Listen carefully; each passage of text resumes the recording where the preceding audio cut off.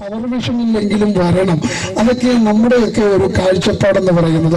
അറിയപ്പെടുന്നവരും ശ്രേഷ്ഠരുമായിരിക്കുന്ന ദൈവദാസന്മാരില്ല എങ്കിൽ പലരും നോട്ടീസ് അതുപോലെ വായിച്ചിട്ട് താഴെ വെക്കത്തേയുള്ളൂ, കൺവെൻഷനൊന്നും പോകാറില്ല. എന്നാൽ ഇന്ന് ഇത്രയും അധികം പേര് ഈ കൺവെൻഷൻ വന്നതോർത്ത് ഞാൻ ദൈവത്തിന് സ്തോത്രം ചെയ്യുകയാണ്. ചെറിയ ചെറിയ കൊച്ചു മീറ്റിങ്ങുകളിലൊക്കെ ദൈവം വലിയ അത്ഭുതങ്ങൾ ചെയ്യുന്നത് കാണുവാൻ ഈ ദിവസങ്ങളിൽ അവിടുന്ന് സഹായിക്കുന്നതോർത്ത് ഞാൻ ദൈവത്തിന് സ്തോത്രം ചെയ്യുകയാണ്. ഇന്ന് രാത്രിയിൽ ഞങ്ങളൊക്കെ നോട്ടീസ് അടിക്കുമ്പോൾ ചെറിയ മുറ്റത്ത് കൺവെൻഷന് പോലും നോട്ടീസിൽ വെക്കുന്നത് ഇങ്ങനെയാണ്: സുവിശേഷം മഹായോഗമെന്ന് വെക്കുന്നത്. മഹായോഗമെന്ന് വെക്കുമ്പോൾ ആരെങ്കിലുമൊക്കെ നാട്ടുകാർ വന്ന യോഗത്തിന് നോക്കിയ തികച്ച് 50 പേര് പോലും ഇല്ല. പക്ഷെ നമ്മൾ നോട്ടീസിൽ വെക്കുന്നത് മഹായോഗമെന്നാണ്. അപ്പോ അവരൊക്കെ ചിന്തിക്കും ഇതാണ് മഹായോഗം എന്ന് ചിന്തിക്കുമ്പോൾ കസേരയുടെ എണ്ണത്തിലോ വരുന്ന ജനത്തിന്റെ വലിയ ആ തിരക്കിലോ അല്ലെങ്കിൽ സൗണ്ട് സിസ്റ്റം ഒത്തിരി പെട്ടിയടുക്കി വെക്കുന്നതോ വലിയ പാട്ടുകാരും പ്രഭാഷകരും ഒന്നും വരുമ്പോഴല്ല യോഗം മഹായോഗമായി മാറുന്നത്. യോഗം മഹായോഗമായി മാറുന്നത് മഹാനായ ദൈവം അതിന്റെ നടുവിൽ എഴുന്നള്ളി വരുമ്പോഴാണ് ആ യോഗം മഹായോഗമായി മാറുന്നത്. അങ്ങനെയാണെങ്കിൽ ആ കർത്താവ് ഇന്ന് രാത്രിയിൽ നമ്മുടെ നടുവിലുണ്ട്. ഇത്രയധികം പേരെ കണ്ടതോർത്ത് ഞാൻ ദൈവത്തിന് സ്തോത്രം ചെയ്യുന്നു. എന്റെ പേര് സോളമൻ എന്നാണ്. നിങ്ങൾ ഈ ദിവസങ്ങളിലൊക്കെ സോഷ്യൽ മീഡിയയിലും മറ്റുള്ള പ്ലാറ്റ്ഫോമിലൊക്കെ എന്നെ കണ്ടു കാണും. കഴിഞ്ഞ ദിവസം അടൂരൊക്കെ വലിയ പ്രശ്നങ്ങൾ ഉണ്ടാക്കിയ ആ വലിയ തരംഗം സൃഷ്ടിച്ചുകൊണ്ട് ആ പോലീസ് വന്ന് ഓടിക്കാനും പ്രവർത്തിക്കാനും ഒക്കെ നിങ്ങൾ ഫേസ്ബുക്കിലൊക്കെ കണ്ടല്ലോ. ആ തൊട്ട് അല്ലെങ്കിൽ അങ്ങനെ ആ ആള് ഞാൻ തന്നെയാണ്. എന്നെ പലരും നോട്ടം വിട്ടിരിക്കുകയാണ്. കേരളത്തിൽ അങ്ങോളം ഇങ്ങോളം നിന്നുകൊണ്ട് തെരുവിൽ നിന്നുകൊണ്ട് ലജ്ജ കൂടാതെ യേശുക്രിസ്തുവിനെ പ്രസംഗിക്കും. എന്റെ പ്രസംഗത്തിൽ മറ്റൊരു കാര്യവും ഞാൻ പറയാറില്ല. കാരണം കേരള യാത്രയ്ക്ക് ഞങ്ങൾ ഈ കഴിഞ്ഞ ദിവസം പോയി എന്റെ കൂടെ വന്ന 2-3 പേരോട് മിണ്ടത്തില്ല. കാരണം ഞാൻ അവരോട് പറഞ്ഞു സുവിശേഷം പറയണമെന്ന് പറഞ്ഞു. അവര് പറയുന്നത് ലോകത്തിലെ കേരളത്തെ കുറിച്ചും ഈ കാണുന്ന നടക്കുന്ന കൊലപാതകത്തെക്കുറിച്ചും അതൊന്നും അല്ല ഇവിടെ വിഷയം. യേശു ആരാണ്, യേശു എന്തിന് ലോകത്തിലേക്ക് വന്നു, ഇനി അവൻ രണ്ടാമത് വരാൻ പോകുകയാണെന്ന് തെരുവിൽ നിന്നുകൊണ്ട് പറയുമ്പോ അത് ആ വിതയ്ക്കപ്പെടുന്ന വിത്ത് അവിടെ ഇന്നല്ലെങ്കിൽ നാളെ ഒരു ദിവസം കൊയ്ത്തുകാലം ഉണ്ടാകും. കഴിഞ്ഞ ദിവസം എന്റെ ജീവിതത്തിൽ നടന്ന അത്ഭുതം, ഒരു സ്ഥലത്ത് ഞാൻ പ്രസംഗിച്ച് എന്നെ അവിടുന്ന് തല്ലിയിട്ട് എന്നെ പിടിച്ച് തല്ലി. അവിടുന്ന് പോലീസുകാർ പെട്ടെന്ന് വന്ന് എന്നെ പിടിച്ചു വെച്ച് വരയ്ക്കുകയോ ഓടിക്കൂടി എന്നെ തല്ലുവാൻ പ്രവർത്തിക്കുകയോ ഒക്കെ തുടങ്ങി. അവിടുന്ന് പോലീസുകാർ വന്ന് എന്നെ അവിടുന്ന് രക്ഷിച്ചു കൊണ്ടുപോയി. കാലങ്ങൾ കഴിഞ്ഞതിന് ശേഷം ഈ കഴിഞ്ഞ 2 മാസങ്ങൾക്ക് മുമ്പ് ആ സ്ഥലത്ത് നിന്നുകൊണ്ട് യേശുവിനെ പ്രസംഗിച്ചപ്പോ ഒരുപാട് പേര് മാനസാന്തരപ്പെടുവാനിടയായി തീർന്നു. നിങ്ങളാരും ആമേൻ പറയുന്നില്ല, നിങ്ങളാരും സ്തോത്രം പറയുന്നില്ലല്ലോ. ഹല്ലേലൂയ. ഒരുപാട് പേര് തല്ലിയ സ്ഥലത്ത് അപ്പോൾ എനിക്ക് മനസ്സിലായി ഈ വചനം എവിടെയൊക്കെ വിതയ്ക്കുന്നുണ്ട് അത് മുളച്ചു വരും. അത് നിശ്ചയമാണ്, അതിന് മാറ്റമില്ല. അങ്ങനെയാണെങ്കിൽ ഇന്ന് പ്രഭാതം മുതൽ കാഞ്ഞിരപ്പള്ളി മുതൽ തുടങ്ങിയ സ്ഥലങ്ങൾ ഈ പ്രാദേശിക ആ സ്ഥലങ്ങളിലൊക്കെ സഞ്ചരിച്ച് നിങ്ങൾ യേശുക്രിസ്തുവിനെ പ്രസംഗിച്ചിട്ടുണ്ടെങ്കിൽ ആ പിന്നാക്കനാട് ദൈവസഭയോട് വരും ദിവസങ്ങളിൽ അതിന്റെയൊക്കെ റിസൾട്ട് കാണുക തന്നെ ചെയ്യുമെന്നോർത്ത് ഞാൻ ദൈവത്തിന് സ്തോത്രം ചെയ്യുക. എന്നോടൊപ്പം ഇന്ന് പകരം സഞ്ചരിച്ച ബഹുമാന്യത സഹോദരന്മാരോടും സഹോദരിമാരോടും ഹൃദയത്തിന്റെ ഭാഷയിൽ നന്ദി പറയുകയാണ്. കർത്താവ് നിങ്ങളെ എല്ലാവരെയും ധാരാളമായി അനുഗ്രഹിക്കുമാറാകട്ടെ. എന്നെ ഓർത്ത് പ്രാർത്ഥിക്കണം. ഈ ദിവസങ്ങളിൽ ഞങ്ങൾ തിരക്കിട്ട ഓട്ടത്തിൽ എവിടെയെന്നറിയോ, ഉപവാസ പ്രാർത്ഥനയിലും വലിയ പ്ലാറ്റ്ഫോമിലും വലിയ കൺവെൻഷനൊന്നുമല്ല, തിരുവോരങ്ങളിൽ നിന്നുകൊണ്ട് വെയിലത്ത് നിന്നുകൊണ്ട് യേശുക്രിസ്തുവല്ലാതെ മറ്റൊരു രക്ഷകനില്ല എന്ന് ഞങ്ങൾ പ്രസംഗിച്ചുകൊണ്ടിരിക്കുകയാണ്. കേരളത്തിൽ 11 വട്ടം കേരള യാത്ര എന്ന പേരിൽ അന്ന് പാറശാല മുതൽ കാസർഗോഡ് മഞ്ചേശ്വരം വരെ നീണ്ട യാത്രകൾ തലങ്ങും നടത്തി. ഇവിടെ ജില്ലാതലത്തിൽ നടത്തി, പഞ്ചായത്ത് തലത്തിൽ നടത്തി. ഇവിടെ ഒന്നും ഒതുങ്ങിയില്ല. ഭാരതം മുഴുവൻ 3 വട്ടം ഞങ്ങൾ വാഹനത്തിൽ സഞ്ചരിച്ചു. കർത്താവിന്റെ വേലയ്ക്ക് വേണ്ടി ചുമൽ വഹിക്കുക, സ്വർഗത്തിലെ ദൈവത്തോട് സഹായിക്കുവാനിടയായി തീർന്നു. അത് ഞാൻ പറഞ്ഞതിന്റെ കാര്യം അനേകരുടെ പ്രാർത്ഥനയാണ്, അനേകരുടെ പ്രാർത്ഥനയും അവരുടെ സപ്പോർട്ടുമാണ്, അവർ ദൈവസന്നിധിയിൽ കരയുന്നതിന്റെ ബലമാണ് ഇത്തരത്തിലൊക്കെ തെരുവിൽ നിൽക്കുവാൻ ദൈവം ബലം നൽകുന്നത്. പ്രിയമുള്ളവരെ, അങ്ങനെയാണെങ്കിൽ എന്നെ ഒന്ന് പരിചയപ്പെടുത്തി എന്റെ പ്രഭാഷണത്തിന്റെ വാക്കുകളിലേക്ക് ഞാൻ പ്രവേശിക്കുവാൻ താല്പര്യപ്പെടുകയാണ്. എന്റെ നാട് കോട്ടയമാണ്. ഇവിടെ വിളിച്ചപ്പോൾ സോളമൻ കോട്ടയമെന്ന് ആണ് പറഞ്ഞത്. നിങ്ങളൊക്കെ കേട്ട് കാണുവാനില്ല. അപ്പോൾ എന്റെ നാട് കോട്ടയം മെഡിക്കൽ കോളേജിന്റെ അടുത്താണ്. കോട്ടയം മെഡിക്കൽ കോളേജിന്റെ അടുത്താണ് ഞാൻ ജനിച്ചത്. ഞാൻ എന്റെ അപ്പൻ ഒരു ഉപദേശിയും അമ്മ ഒരു പ്രവാചികയുമായ അനുഗ്രഹിക്കപ്പെട്ട ഒരു കുടുംബത്തിലാണ് ജന്മം നൽകുവാൻ അല്ലെങ്കിൽ ഞാൻ ജനിക്കുവാനിടയായി തീർന്നത്. 4 മക്കളിൽ 3-ാമതായി ജനിച്ചു. പക്ഷേ ചെറുപ്രായം മുതൽ എന്റെ മനസ്സിലെ ആഗ്രഹം എനിക്ക് പണമുണ്ടാക്കണമെന്നുള്ളതായിരുന്നു.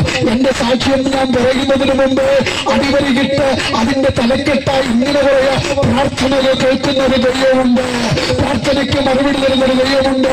ഇന്ന് രാത്രിയിൽ ഞാൻ ചിന്തിക്കുക, ഞാൻ കവലയിലാണോ നിൽക്കുന്നത്, രക്ഷിക്കപ്പെട്ട ജനത്തിന് നടുവിലാണോ എന്നെനിക്കൊരു സംശയമുണ്ട്.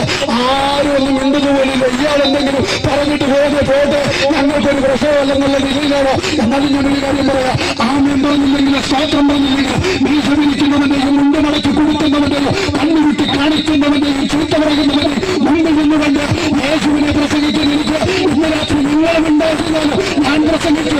അതുകൊണ്ട് എനിക്കതിന് വിഷയമല്ല. എങ്കിലും ഞാൻ പറയാം, ഇന്ന് രാത്രിയിൽ സന്തോഷമുള്ളത് ആ ഫലമടിച്ച് അല്പനിമിഷം ദൈവത്തെ ഒന്ന് സ്തോത്രം ചെയ്താട്ടെ. ആരാധന പെന്തക്കോസ്തുകാർക്ക് അപമാനമല്ല, അഭിമാനമാണ്. അവന്റെ സാന്നിധ്യം തിരിച്ചറിയുന്നത് അപമാനമെന്നടിച്ച് ആത്മാവിൽ ദൈവത്തിന് അല്പനിമിഷം ദൈവത്തിന് സ്തോത്രം ചെയ്താട്ടെ. ഹല്ലേലൂയ. പ്രിയമുള്ളവരെ, ഞാനൊരു പ്രാർത്ഥനയുടെ മറുപടിയാണ്. പ്രാർത്ഥനയുടെ മറുപടി എന്ന് പറയുമ്പോൾ നാളുകളായി ദൈവസന്നിധിയിൽ പ്രാർത്ഥിച്ച മാതാപിതാക്കളുടെ കണ്ണുനീരിന്റെ മറുപടിയാണ് നിങ്ങളുടെ മുമ്പിൽ ഈ പകരവുമായി നിൽക്കുന്നത്. എന്താണ് ആ പ്രാർത്ഥന? എങ്ങനെയാണ് അവർ പ്രാർത്ഥിച്ചത്? ശ്രദ്ധിച്ചു കേൾക്കണമേ. 1 ദിവസത്തെയോ 2 ദിവസത്തെയോ 1 മാസത്തെയോ 3 മാസത്തെയോ 1 വർഷത്തെയോ പ്രാർത്ഥനയല്ല. നീണ്ട വർഷങ്ങൾ കണ്ണുനീരോടെ ഉറക്കളച്ചുകൊണ്ട് ഉറക്കം പോലും മാറ്റിവെച്ചുകൊണ്ട് കരഞ്ഞതിന്റെ മറുപടിയാണ് ഇന്ന് രാത്രി ഇവിടെ നിൽക്കുന്നത്. ആ വെളിപ്പാടിൽ നിന്നുകൊണ്ട് പറയാം, ഏതെങ്കിലുമൊക്കെ വിഷയങ്ങളെ ഓർത്തുകൊണ്ട് പ്രാർത്ഥിക്കുന്ന ആരെങ്കിലുമൊക്കെ ഇന്ന് രാത്രിയിൽ ഈ കൺവെൻഷന് വന്നിട്ടുണ്ടെങ്കിൽ ഒരു കാര്യം അടിവരി കിട്ടു പറയാ, പ്രാർത്ഥന കേൾക്കുന്ന ദൈവം ജീവിക്കുന്നുണ്ട്. നിന്റെ വിഷയം എത്ര വലുതാണെങ്കിൽ, എത്ര ഗുരുതരമായ വിഷയമാണെങ്കിൽ, സ്വർഗത്തിലെ ദൈവത്തിന്റെ കരം ആ വിഷയത്തിൽ നിന്ന് ചലിച്ച് കലഞ്ഞ വിഷയത്തെ നോക്കിക്കൊണ്ട് നീ ചിരിക്കുമെന്ന് ആത്മാവിന്റെ പ്രഭാഷണത്തിന്റെ പ്രാരംഭവാക്കിൽ പറഞ്ഞ് 2026 അത് അങ്ങനെ തന്നെ സംഭവിക്കുമെന്ന് വിശ്വസിക്കുന്നവർ അത്തരം ഭയത്തടിച്ച് അല്പനിമിഷം ദൈവത്തിന് ഒരു മഹത്വം കൊടുക്കട്ടെ. കാരണം നമ്മുടെ ദൈവം പ്രാർത്ഥന നിൽക്കുന്ന ദൈവമാണ്. പ്രിയമുള്ളവരെ, നീണ്ട വർഷങ്ങൾ പ്രാർത്ഥിച്ചു. അപ്പൻ ഉപദേശിയാണെന്ന് ഞാൻ പറയുവാനിടയായിത്തീർന്നു. എന്നാൽ മകൻ ആരായിരുന്നു എന്ന് നിങ്ങൾക്കറിയണ്ടേ? എന്റെ ജോലി എന്തായിരുന്നു എന്ന് നിങ്ങൾക്ക് കേൾക്കണ്ടേ? 4 പേര് കൂടുന്ന നാൾ കവലയിൽ തല ഉയർത്തി അഭിമാനത്തോടെ പറയുവാൻ കഴിയുന്ന ഒരു തൊഴിലിനുടമയല്ലായിരുന്നു ഞാൻ എന്തായിരുന്നു? എന്റെ തൊഴിലെന്ന് ചോദിച്ചാൽ കോട്ടയത്തിന്റെ തെരുവിൽ ഞാനൊരു കൂലിത്തല്ലുകാരനായിരുന്നു. മിന്നുന്ന പരിപാടികളും കലങ്ങളിൽ പിടിച്ചുകൊണ്ട് രാത്രിയെന്നും പകലെന്നും മധ്യാഹ്നമെന്നും സമയവ്യത്യാസമില്ലാതെ ആ പേ പിടിച്ചൊരു നായ്ക്ക് സ്വാധീനായി ജീവിതം നയിച്ചിരുന്ന ഒരു കാലഘട്ടം എന്റെ ജീവിതത്തിന്റെ പിന്നാമ്പുറത്തുണ്ട്. അപ്പൊ ചോദിച്ചേക്കാം, കഴിഞ്ഞ നാളുകളിലെ ജീവിതത്തിന്റെ വലിയ വീമ്പളക്കുവാനാണോ പ്രഭാഷണത്തിന്റെ സാക്ഷ്യമായി ഉപയോഗിക്കുന്നത്? ഒരിക്കലുമല്ല. വലിയ കാര്യങ്ങൾ അല്ലെങ്കിൽ പഴയ കാര്യങ്ങൾ വലുതാക്കി കാണിക്കുവാനല്ല. അധപ്പതനത്തിലും കുപ്പയിലും കടന്ന് എന്നെ സ്വർഗത്തിലെ ദൈവം വിടുവിച്ച വിധങ്ങളെ ഓർക്കുമ്പോൾ ഇത് പറയാതിരിക്കാൻ കഴിയത്തില്ല. പ്രാർത്ഥന കേൾക്കുന്ന ദൈവം ജീവിക്കുന്നു. എങ്ങനെയാണ് മാതാപിതാക്കൾ പ്രാർത്ഥിച്ചത് നിങ്ങൾക്കറിയണോ? എന്റെ വീട് അന്ന് ഒരു ഓടിട്ട വീടായിരുന്നു. ഓടിട്ട വീട്ടിൽ പ്രാർത്ഥിക്കുന്നവർക്കറിയാം അതിന്റെ സുഖമൊന്നും വേറെയാ. ഇന്നത്തെ കോൺക്രീറ്റ് കെട്ടിടങ്ങളിലൊന്നും ആ സുഖങ്ങളൊന്നും കിട്ടാറില്ല. ആ സുഖത്തിന്റെ കാര്യം അനുഭവിച്ചിട്ടുള്ളവരുടെ മുമ്പിലാണ് ഞാൻ നിൽക്കുന്നത്. ഒരു ദിവസം രാത്രിയിൽ ഞാൻ ഇങ്ങനെ കിടന്നുറങ്ങുമ്പോ എന്റെ ദേഹത്തേക്ക് കുടന്നമച്ചതുപോലെ വെള്ളം വന്നു വീഴുകയാ. ചാടി എഴുന്നേറ്റ് ഒന്ന് മാറിക്കിടക്ക, കട്ടിലൊന്ന് നീട്ടിയിടാമെന്ന് വിചാരിച്ചുകൊണ്ട് ചാടി എഴുന്നേറ്റപ്പോ എന്റെ പുറക്കകത്ത് എന്റെ വീടിന്റെ റൂമിന്റെ അകത്ത് ഇരുട്ടത്ത് ഞാൻ ആരെയൊക്കെ തട്ടി ഞാൻ ചാടി എഴുന്നേറ്റ് പേടിച്ച് ലൈറ്റിട്ടപ്പോ പുറത്തെ മഴയല്ല ദേഹത്തേക്ക് വന്നു വീണത്. അപ്പൻ തലക്കിലും അമ്മ കാൽക്കലും ഇരുന്നുകൊണ്ട് കരയുന്ന മാതാപിതാക്കളുടെ കണ്ണുനീരാണ് ദേഹത്തേക്ക് വന്നു ഭവിച്ചത്. പ്രിയമുള്ളവരെ, ഇതൊക്കെ ഞാൻ പറയുമ്പോ എന്നെ തിരിച്ചു നോക്കുന്നവരുണ്ട്. ഇങ്ങനെയൊക്കെ പ്രാർത്ഥിക്കുന്നവരുണ്ടോ എന്ന് ചോദിക്കുന്ന ആരെങ്കിലും ഉണ്ടെങ്കിൽ ഞാൻ പറയാ, നോക്കണമേ, നീണ്ട വർഷങ്ങൾ അപ്പൻ തലക്കിലും അമ്മ കാൽക്കലും ഇരുന്നുകൊണ്ട് കരഞ്ഞ് കണ്ണുനീര് വേണ്ട ശരീരത്തിന് യേശുവിനെ പ്രസംഗിക്കുന്നതിന്റെ കാര്യം ഒരു കാര്യം എനിക്ക് ഉറപ്പാണ്. നീ വിതച്ചാൽ നീ കൊയ്യും. കാരണം നമ്മുടെ ദൈവം പ്രാർത്ഥന കേൾക്കുന്ന ദൈവമാ. ഹല്ലേലൂയ. ചടിയുടെ മറ്റു മാതാപിതാക്കളോട് ആക്രോശിച്ചുകൊണ്ട് ദേഷ്യപ്പെട്ടുകൊണ്ട് പറഞ്ഞു, നീ മേലാൽ ഇത് അനുവദിക്കരുത്. ഇത് മേലാൽ ചെയ്തു പോകരുത് എന്ന് പറഞ്ഞ് ഞാൻ അവരെ ഓടിച്ചു വിട്ടു. എന്റെ ബെഡ്റൂം നിങ്ങൾക്കറിയാം, അന്നത്തേക്ക് കാലഘട്ടത്തില് ഈ കതകൊന്നുമില്ല, കർട്ടൻ കൊണ്ടൊക്കെ അന്നത്തെ ബെഡ്റൂമൊക്കെ തിരിക്കുന്നത് അല്ലെ, കർട്ടൻ കൊണ്ടൊക്കെ. എന്റെ വീടെന്ന വലിയ ഇന്നത്തെ ലോക്ക് സിസ്റ്റം ഒന്നും ഇല്ലായിരുന്നു. അങ്ങനെ ഞാൻ അവരോട് പറഞ്ഞു, നാളെ ഇവിടെ കയറി വരരുത്, എന്റെ റൂമിൽ എനിക്കിത് ഇഷ്ടമല്ലെന്ന് പറഞ്ഞു.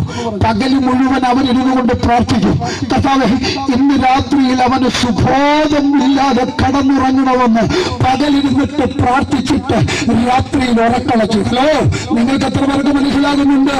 നീണ്ട വർഷങ്ങൾ ഉറക്കളച്ചതിന്റെ മറുപടിയായി ഞാൻ ഇന്ന് രാത്രിയിൽ വടിവാള് കാത്തു വെച്ചിട്ട് അതിനേക്കാൾ മൂശിയേറിയ ഒരുപാടുമായി തിരുവചനവുമായി കേരളത്തിന്റെ നിലവാരങ്ങളിൽ, ഇന്ത്യയുടെ സംസ്ഥാനങ്ങളിൽ, ഗ്രാമങ്ങൾ, പട്ടണങ്ങൾ നടന്നുകൊണ്ട് യേശുവിനെ പ്രസംഗിക്കുന്നത് വടിവാള് മാറ്റിവെക്കുവാൻ പ്രേരിതമായത് മാതാപിതാക്കളുടെ കണ്ണുനീരിന്റെ മറുപടിയാണെങ്കിൽ ഇന്ന് രാത്രിയിൽ എന്റെ അനുഭവത്തിന്റെ വെളിപ്പാട് നിന്നുകൊണ്ട് പറയാ, നീ പ്രാർത്ഥിക്കുന്ന വിഷയം എത്ര വലുതാണെങ്കിലോ, എത്ര കാലങ്ങൾ കഴിഞ്ഞെങ്കിലോ, എത്ര തടസ്സങ്ങളാണെങ്കിലോ, ആത്മാവിനൊരു പ്രവചന ദൂതിൽ പറയാ, ഈ ദൂതിന്റെ രാത്രി നീ കേൾക്കേണ്ടതിന് വേണ്ടിയോ നിന്നെ ഈ മീറ്റിംഗിലേക്ക് ദൈവാത്മാവ് കൊണ്ടുവന്ന് അടിവരികിട്ട് പറഞ്ഞുകൊണ്ട് ആത്മാവ് ഇങ്ങനെ പ്രവചിക്കുന്നു, നിന്റെ പ്രാർത്ഥനയ്ക്ക് ദൈവം മറുപടി തരിക തന്നെ ചെയ്യും. പ്രിയമുള്ളവരെ, എന്റെ വീടിന്റെ അടുത്ത് ഇതുപോലെ ഒരു മൈതാനമുണ്ട്, വളരെ രസകരമായ. ഇന്നിപ്പോ അവിടെയൊക്കെ വീടുകളൊക്കെ ആയി. ആ മൈതാനത്ത് ഞങ്ങള് ഒരുമിച്ചിരുന്ന് എന്ത് ചെയ്യും, മദ്യപിക്കുമായിരുന്നു. സായാഹ്ന സന്ധ്യവേളയിൽ ഒരുമിച്ചിരുന്നെങ്കിലും മദ്യപിക്കുക. ആരും അങ്ങോട്ടൊന്നും തിരിഞ്ഞു വരാറില്ല, കാരണം ഇവരൊക്കെ പോക്ക് കേസുകളാ. അപ്പോ എന്റെ ഒരു കൂട്ടുകാരൻ പറഞ്ഞിട്ട്, അവിടെ ആ മരത്തിന്റെ ചുവട്ടിൽ ആരോ ഇരിപ്പുണ്ട്. ഞാൻ പറഞ്ഞോടാ, അത് ആരാണെങ്കിലും ചെന്ന് നീ പിടിച്ചോണ്ട് വാ, ആരാണെങ്കിലും. അപ്പൊ അവൻ പറഞ്ഞു, മിക്കവാറും ഞാൻ അവിടെ ഇവിടങ്ങളിലായി കാണാറുണ്ട്, ഒരു സ്ത്രീയാണ്. ഞാൻ പറഞ്ഞു, നീ തന്നെ പിടിച്ചുകൊണ്ട് വരാൻ പറഞ്ഞു. ഇവൻ എന്റെ വാക്ക് കേട്ട് ഓടിച്ചെന്ന് ആ സ്ത്രീയെ പിടിക്കാൻ ചെന്നിട്ട് അവൻ തിരിച്ച് എന്റെ അടുക്കിലേക്ക് മടങ്ങി വന്നു. എന്റെ അടുക്കിലേക്ക് മടങ്ങി വന്നു. ഞാൻ ചോദിച്ചു, എന്തിനാ സ്ത്രീ എവിടെ? അവൻ എന്നോട് പറഞ്ഞു, നീ പ്രശ്നമൊന്നും ഉണ്ടാക്കരുത്. ഞാൻ ചോദിച്ചു, എന്താ കാര്യം? അപ്പൊ പറഞ്ഞു, നിന്റെ മമ്മി അവിടെ ഇരിക്കുന്നത്. അപ്പൊ ഞാൻ ചോദിച്ചേടാ, എന്റെ മമ്മി എന്തിനാടാ അവിടെ ആ കാടിന്റെ അകത്ത് ഒളിച്ചിരിക്കുന്നതെന്ന് ചോദിച്ചപ്പോ ഇവൻ എന്റെ അടുക്കൽ അല്പം ഗൗരവത്തോടുകൂടെ ദേഷ്യത്തോടുകൂടെ പറഞ്ഞു, കൂടുതലും എന്നോട് ചോദിക്കരുത്, നിനക്ക് വേണ്ടി പ്രാർത്ഥിച്ചു കൊണ്ടിരിക്കുക. ഹലോ, എത്ര പേർക്ക് മനസ്സിലാകുന്നുണ്ട്? പുൽപ്പറ്റിലും പുൽപ്പായിലുമല്ല, ആ കുറ്റിക്കാടിനകത്തിരുന്നുകൊണ്ട് വഴിവിഴച്ച തലമുറയുടെ ദുർമാർഗ സ്വഭാവങ്ങളിൽ നിന്ന് എന്റെ തമ്പുരാനെ നീ നിങ്ങൾക്കൊരു മറുപടി വരണമെന്ന് കണ്ണുകളോടെ പ്രാർത്ഥിച്ച ദൈവത്തിന്റെ മറുപടിയോ ഇന്ന് രാത്രിയിൽ ഞാൻ നിങ്ങളുടെ മുമ്പിൽ നിൽക്കുന്നത്. ഞാൻ ആവേശത്തോടെ പറയാം, നമ്മുടെ ദൈവം പ്രാർത്ഥനകൾക്ക് ദൈവമോ. എന്റെ മാതാപിതാക്കൾ പലയിടത്തും സാക്ഷ്യം പറഞ്ഞിട്ടുള്ളപ്പോൾ ഇങ്ങനെ പറഞ്ഞിട്ടുണ്ട്, കർത്താവേ, ഞങ്ങൾ ഒരിക്കലും ഇവനൊരു പാസ്റ്റായി തീരുമെന്ന് പ്രാർത്ഥിച്ചിട്ടില്ല. ഇവന്റെ പുകവലി, ഇവന്റെ കഞ്ചാവ്, ഇവന്റെ വെള്ളവടി, ഇവന്റെ സ്വഭാവം, ഇവന്റെ കൂടിത്തല്ലൊക്കെ ഒന്ന് മാറ്റിയിട്ടൊരു നല്ല മനുഷ്യനാക്കി മാറ്റണമേ എന്ന് അവർ പ്രാർത്ഥിച്ചു. പക്ഷേ അവര് പ്രാർത്ഥിച്ച പ്രാർത്ഥനയുടെ മറുപടി മാത്രമല്ല ദൈവം കൊടുത്തത്. അവരാരോട് പ്രാർത്ഥിച്ചത്? ആ ദൈവത്തെ പ്രസംഗിക്കുവാൻ, ദൈവത്തെ തിരഞ്ഞെടുക്കുവാനിടയായി തീർന്നു. പ്രിയമുള്ളവരെ, അങ്ങനെയാണെങ്കിൽ ഞാൻ പറയാം, നമ്മുടെ ദൈവമാണ്. ഞാൻ ആ ദൈവത്തെ കുറിച്ച് പറയുമ്പോ പ്രാഗത്വത്തോടെ ദൈവിക ദർശനത്തോടെ പറയാം, അവൻ ഇന്ന് രാത്രി നമ്മുടെ വഴികൾ വന്നിട്ടുണ്ട്. അവന്റെ സാന്നിധ്യം ഇന്ന് രാത്രി അനുഭവിക്കുന്നു എന്ന് ആർക്കെങ്കിലും ബോധ്യമുണ്ടെങ്കിൽ ആ കാലമൊന്ന് ചേർത്തടിച്ച് ആ ദൈവത്തിന് മഹത്വം കൊടുക്കാണ്. കാരണം അവൻ ആരാധനയ്ക്ക് യോഗ്യനാണ്. നാട്ടുകാരും വീട്ടുകാരും കൂടപ്പിറപ്പുകളും സഭാ നേതാക്കന്മാരും സംഘടനകളുമൊക്കെ അപ്പനോടും അമ്മയോടും പറഞ്ഞു, പുസ്തകം താത്തു വെച്ചാൽ നിങ്ങളുടെ പ്രവചനവും പ്രസംഗമൊന്നും ഞങ്ങൾക്ക് വേണ്ട. അങ്ങനെ പലരും ആദ്യം ഓടിച്ചിറക്കിയപ്പോഴും അവര് കണ്ണുനീരോടെ നിലവിളിച്ചു. ഇന്ന് എവിടെ നിന്നൊക്കെ അവരെ ആട്ടി ഇറക്കിയോ അവരെയൊക്കെ എന്റെ അപ്പനും അമ്മയോ എന്ന് പറഞ്ഞാൽ ഒരു കസേര മാറ്റിയിട്ട് കിടക്കും. ഇന്ന് രാത്രി എത്ര പേർക്ക് മനസ്സിലാകുന്നുണ്ട്? നീ പ്രാർത്ഥിക്കുന്ന വിഷയത്തിന്റെ മറുപടി ലഭിച്ച എവിടെ നീ തലകുനിച്ചുവോ, എവിടെ നീ അപമാനപ്പെട്ടുവോ, അവിടെ നീ അഭിമാനം കൊള്ളോ, എവിടെ നീ തലകുനിച്ചുവോ അവിടെ നീ തലയെ ഉയർത്തോ, എവിടെ നീ നാണം കെട്ടുവോ അവിടെ നീ മാനിക്കപ്പെടോ. അതാ ദൈവത്തിന്റെ കര വിശ്വസിക്കുന്നവരുണ്ടോ ഇന്ന് രാത്രി? ആ കരമൊന്ന് വീശി ദൈവത്തിനൊരു മഹത്വം കൊടുക്കട്ടെ. അവൻ അത്ഭുതമാനായ ദൈവം. അപ്പോ ഈ കുപ്പയിൽ കിടന്ന അല്ലെങ്കിൽ വെള്ളമടിച്ചു കോട്ടേണ്ട അവിടിലൂടെ വേറും എന്താ പറയാ, ആ തറയായിട്ട്, നമ്മുടെ നാടൻ പ്രയോഗം കേട്ടോ, വെറും തറയായിട്ട് വെറും ആർക്കും കൊള്ളുകയില്ലാത്ത നടന്ന ഞാൻ പാസ്റ്ററായി കഴിഞ്ഞപ്പോ പിന്നെ ജാട കാണിക്കേണ്ട ആവശ്യമുണ്ടോ അച്ഛാ? കൊട്ടണെ കൊട്ടും, മൈക്ക് കേട്ടണേ മൈക്ക് കേട്ടും, എടാ വണ്ടി ഓടിക്കണേ വണ്ടി ഓടിക്കും. ശരിയല്ല അച്ഛാ ഞാൻ പറഞ്ഞു? നിങ്ങൾ എന്നെ കണ്ടോ? നമ്മളെ നമുക്ക് ഒരു യാളയില്ല. ഇവിടെ പദവിയും വേണ്ട, പത്രാസും വേണ്ട. കർത്താവായുസ് വരുന്നോളം യേശുവിനെ എങ്ങനെയെങ്കിലും പ്രസംഗിച്ച് ഇവനല്ലാതെ മറ്റൊരു രക്ഷകനില്ല എന്ന് ഒരു കവലെ പറയാൻ കിട്ടുന്ന അവസരം അത് വലിയ ശ്രേഷ്ഠകരമായി ഞാൻ എണ്ണുകയാണ് പ്രിയമുള്ളവരെ. അങ്ങനെയെങ്കിൽ കർത്താവ് എനിക്ക് എന്റെ മാതാപിതാക്കളേക്ക് മറുപടി നൽകുവാനിടയായി തീർന്നു. ഇന്ന് ഞാൻ ദൈവമായിരിക്കുന്നിടത്ത് നിങ്ങളെയൊക്കെ കർത്താവിന്റെ വചനവുമായി പോകുന്നു. എന്നെ പ്രാർത്ഥന ഓർക്കണം. ദൈവവചനത്തിലേക്ക് തിരികെ 1 കൊരിന്ത്യർ ലേഖനം 3-ാം അധ്യായത്തിന്റെ 13-ാമത്തെ വാക്യമാണ് എന്റെ പ്രഭാഷണത്തിന്റെ സൂത്രവാക്യമായി തിരഞ്ഞെടുത്തുകൊണ്ട് വേഗത്തിൽ ആ വാക്യം ഒരാൾക്കൊന്ന് ശബ്ദമുയർത്തി വായിച്ചെന്നെ സഹായിക്കുമെങ്കിൽ പ്രഭാഷണത്തിന്റെ വാക്കുകൾ മുന്നോട്ട് പോകുവാൻ താല്പര്യപ്പെടുകയാണ്. 1 കൊരിന്ത്യർ ലേഖനം 3-ാം അധ്യായം 13-ാമത്തെ വാക്യം.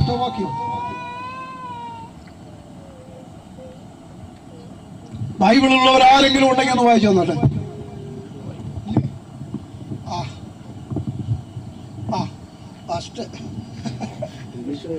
ഇംഗ്ലീഷ് ബൈബിളാണോ?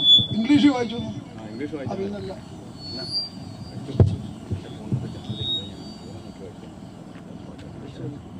ആശുമാരും വായിച്ചില്ലെങ്കിൽ ഇപ്പൊ അമ്മാമ്മമാര് വായിക്കും. നാണക്കേടാവുകയെ. നിങ്ങൾ പുസ്തകം കൊണ്ടുവന്നില്ല, എന്റെ കൂടെ വന്നവരും പുസ്തകം കൊണ്ടുവന്നില്ല, പിന്നെ എനിക്ക് വേറെ ആരെങ്കിലും കുറ്റം പറയാൻ പറ്റുമോ? ആ പോട്ടെ. പറഞ്ഞോ, വായിച്ചു.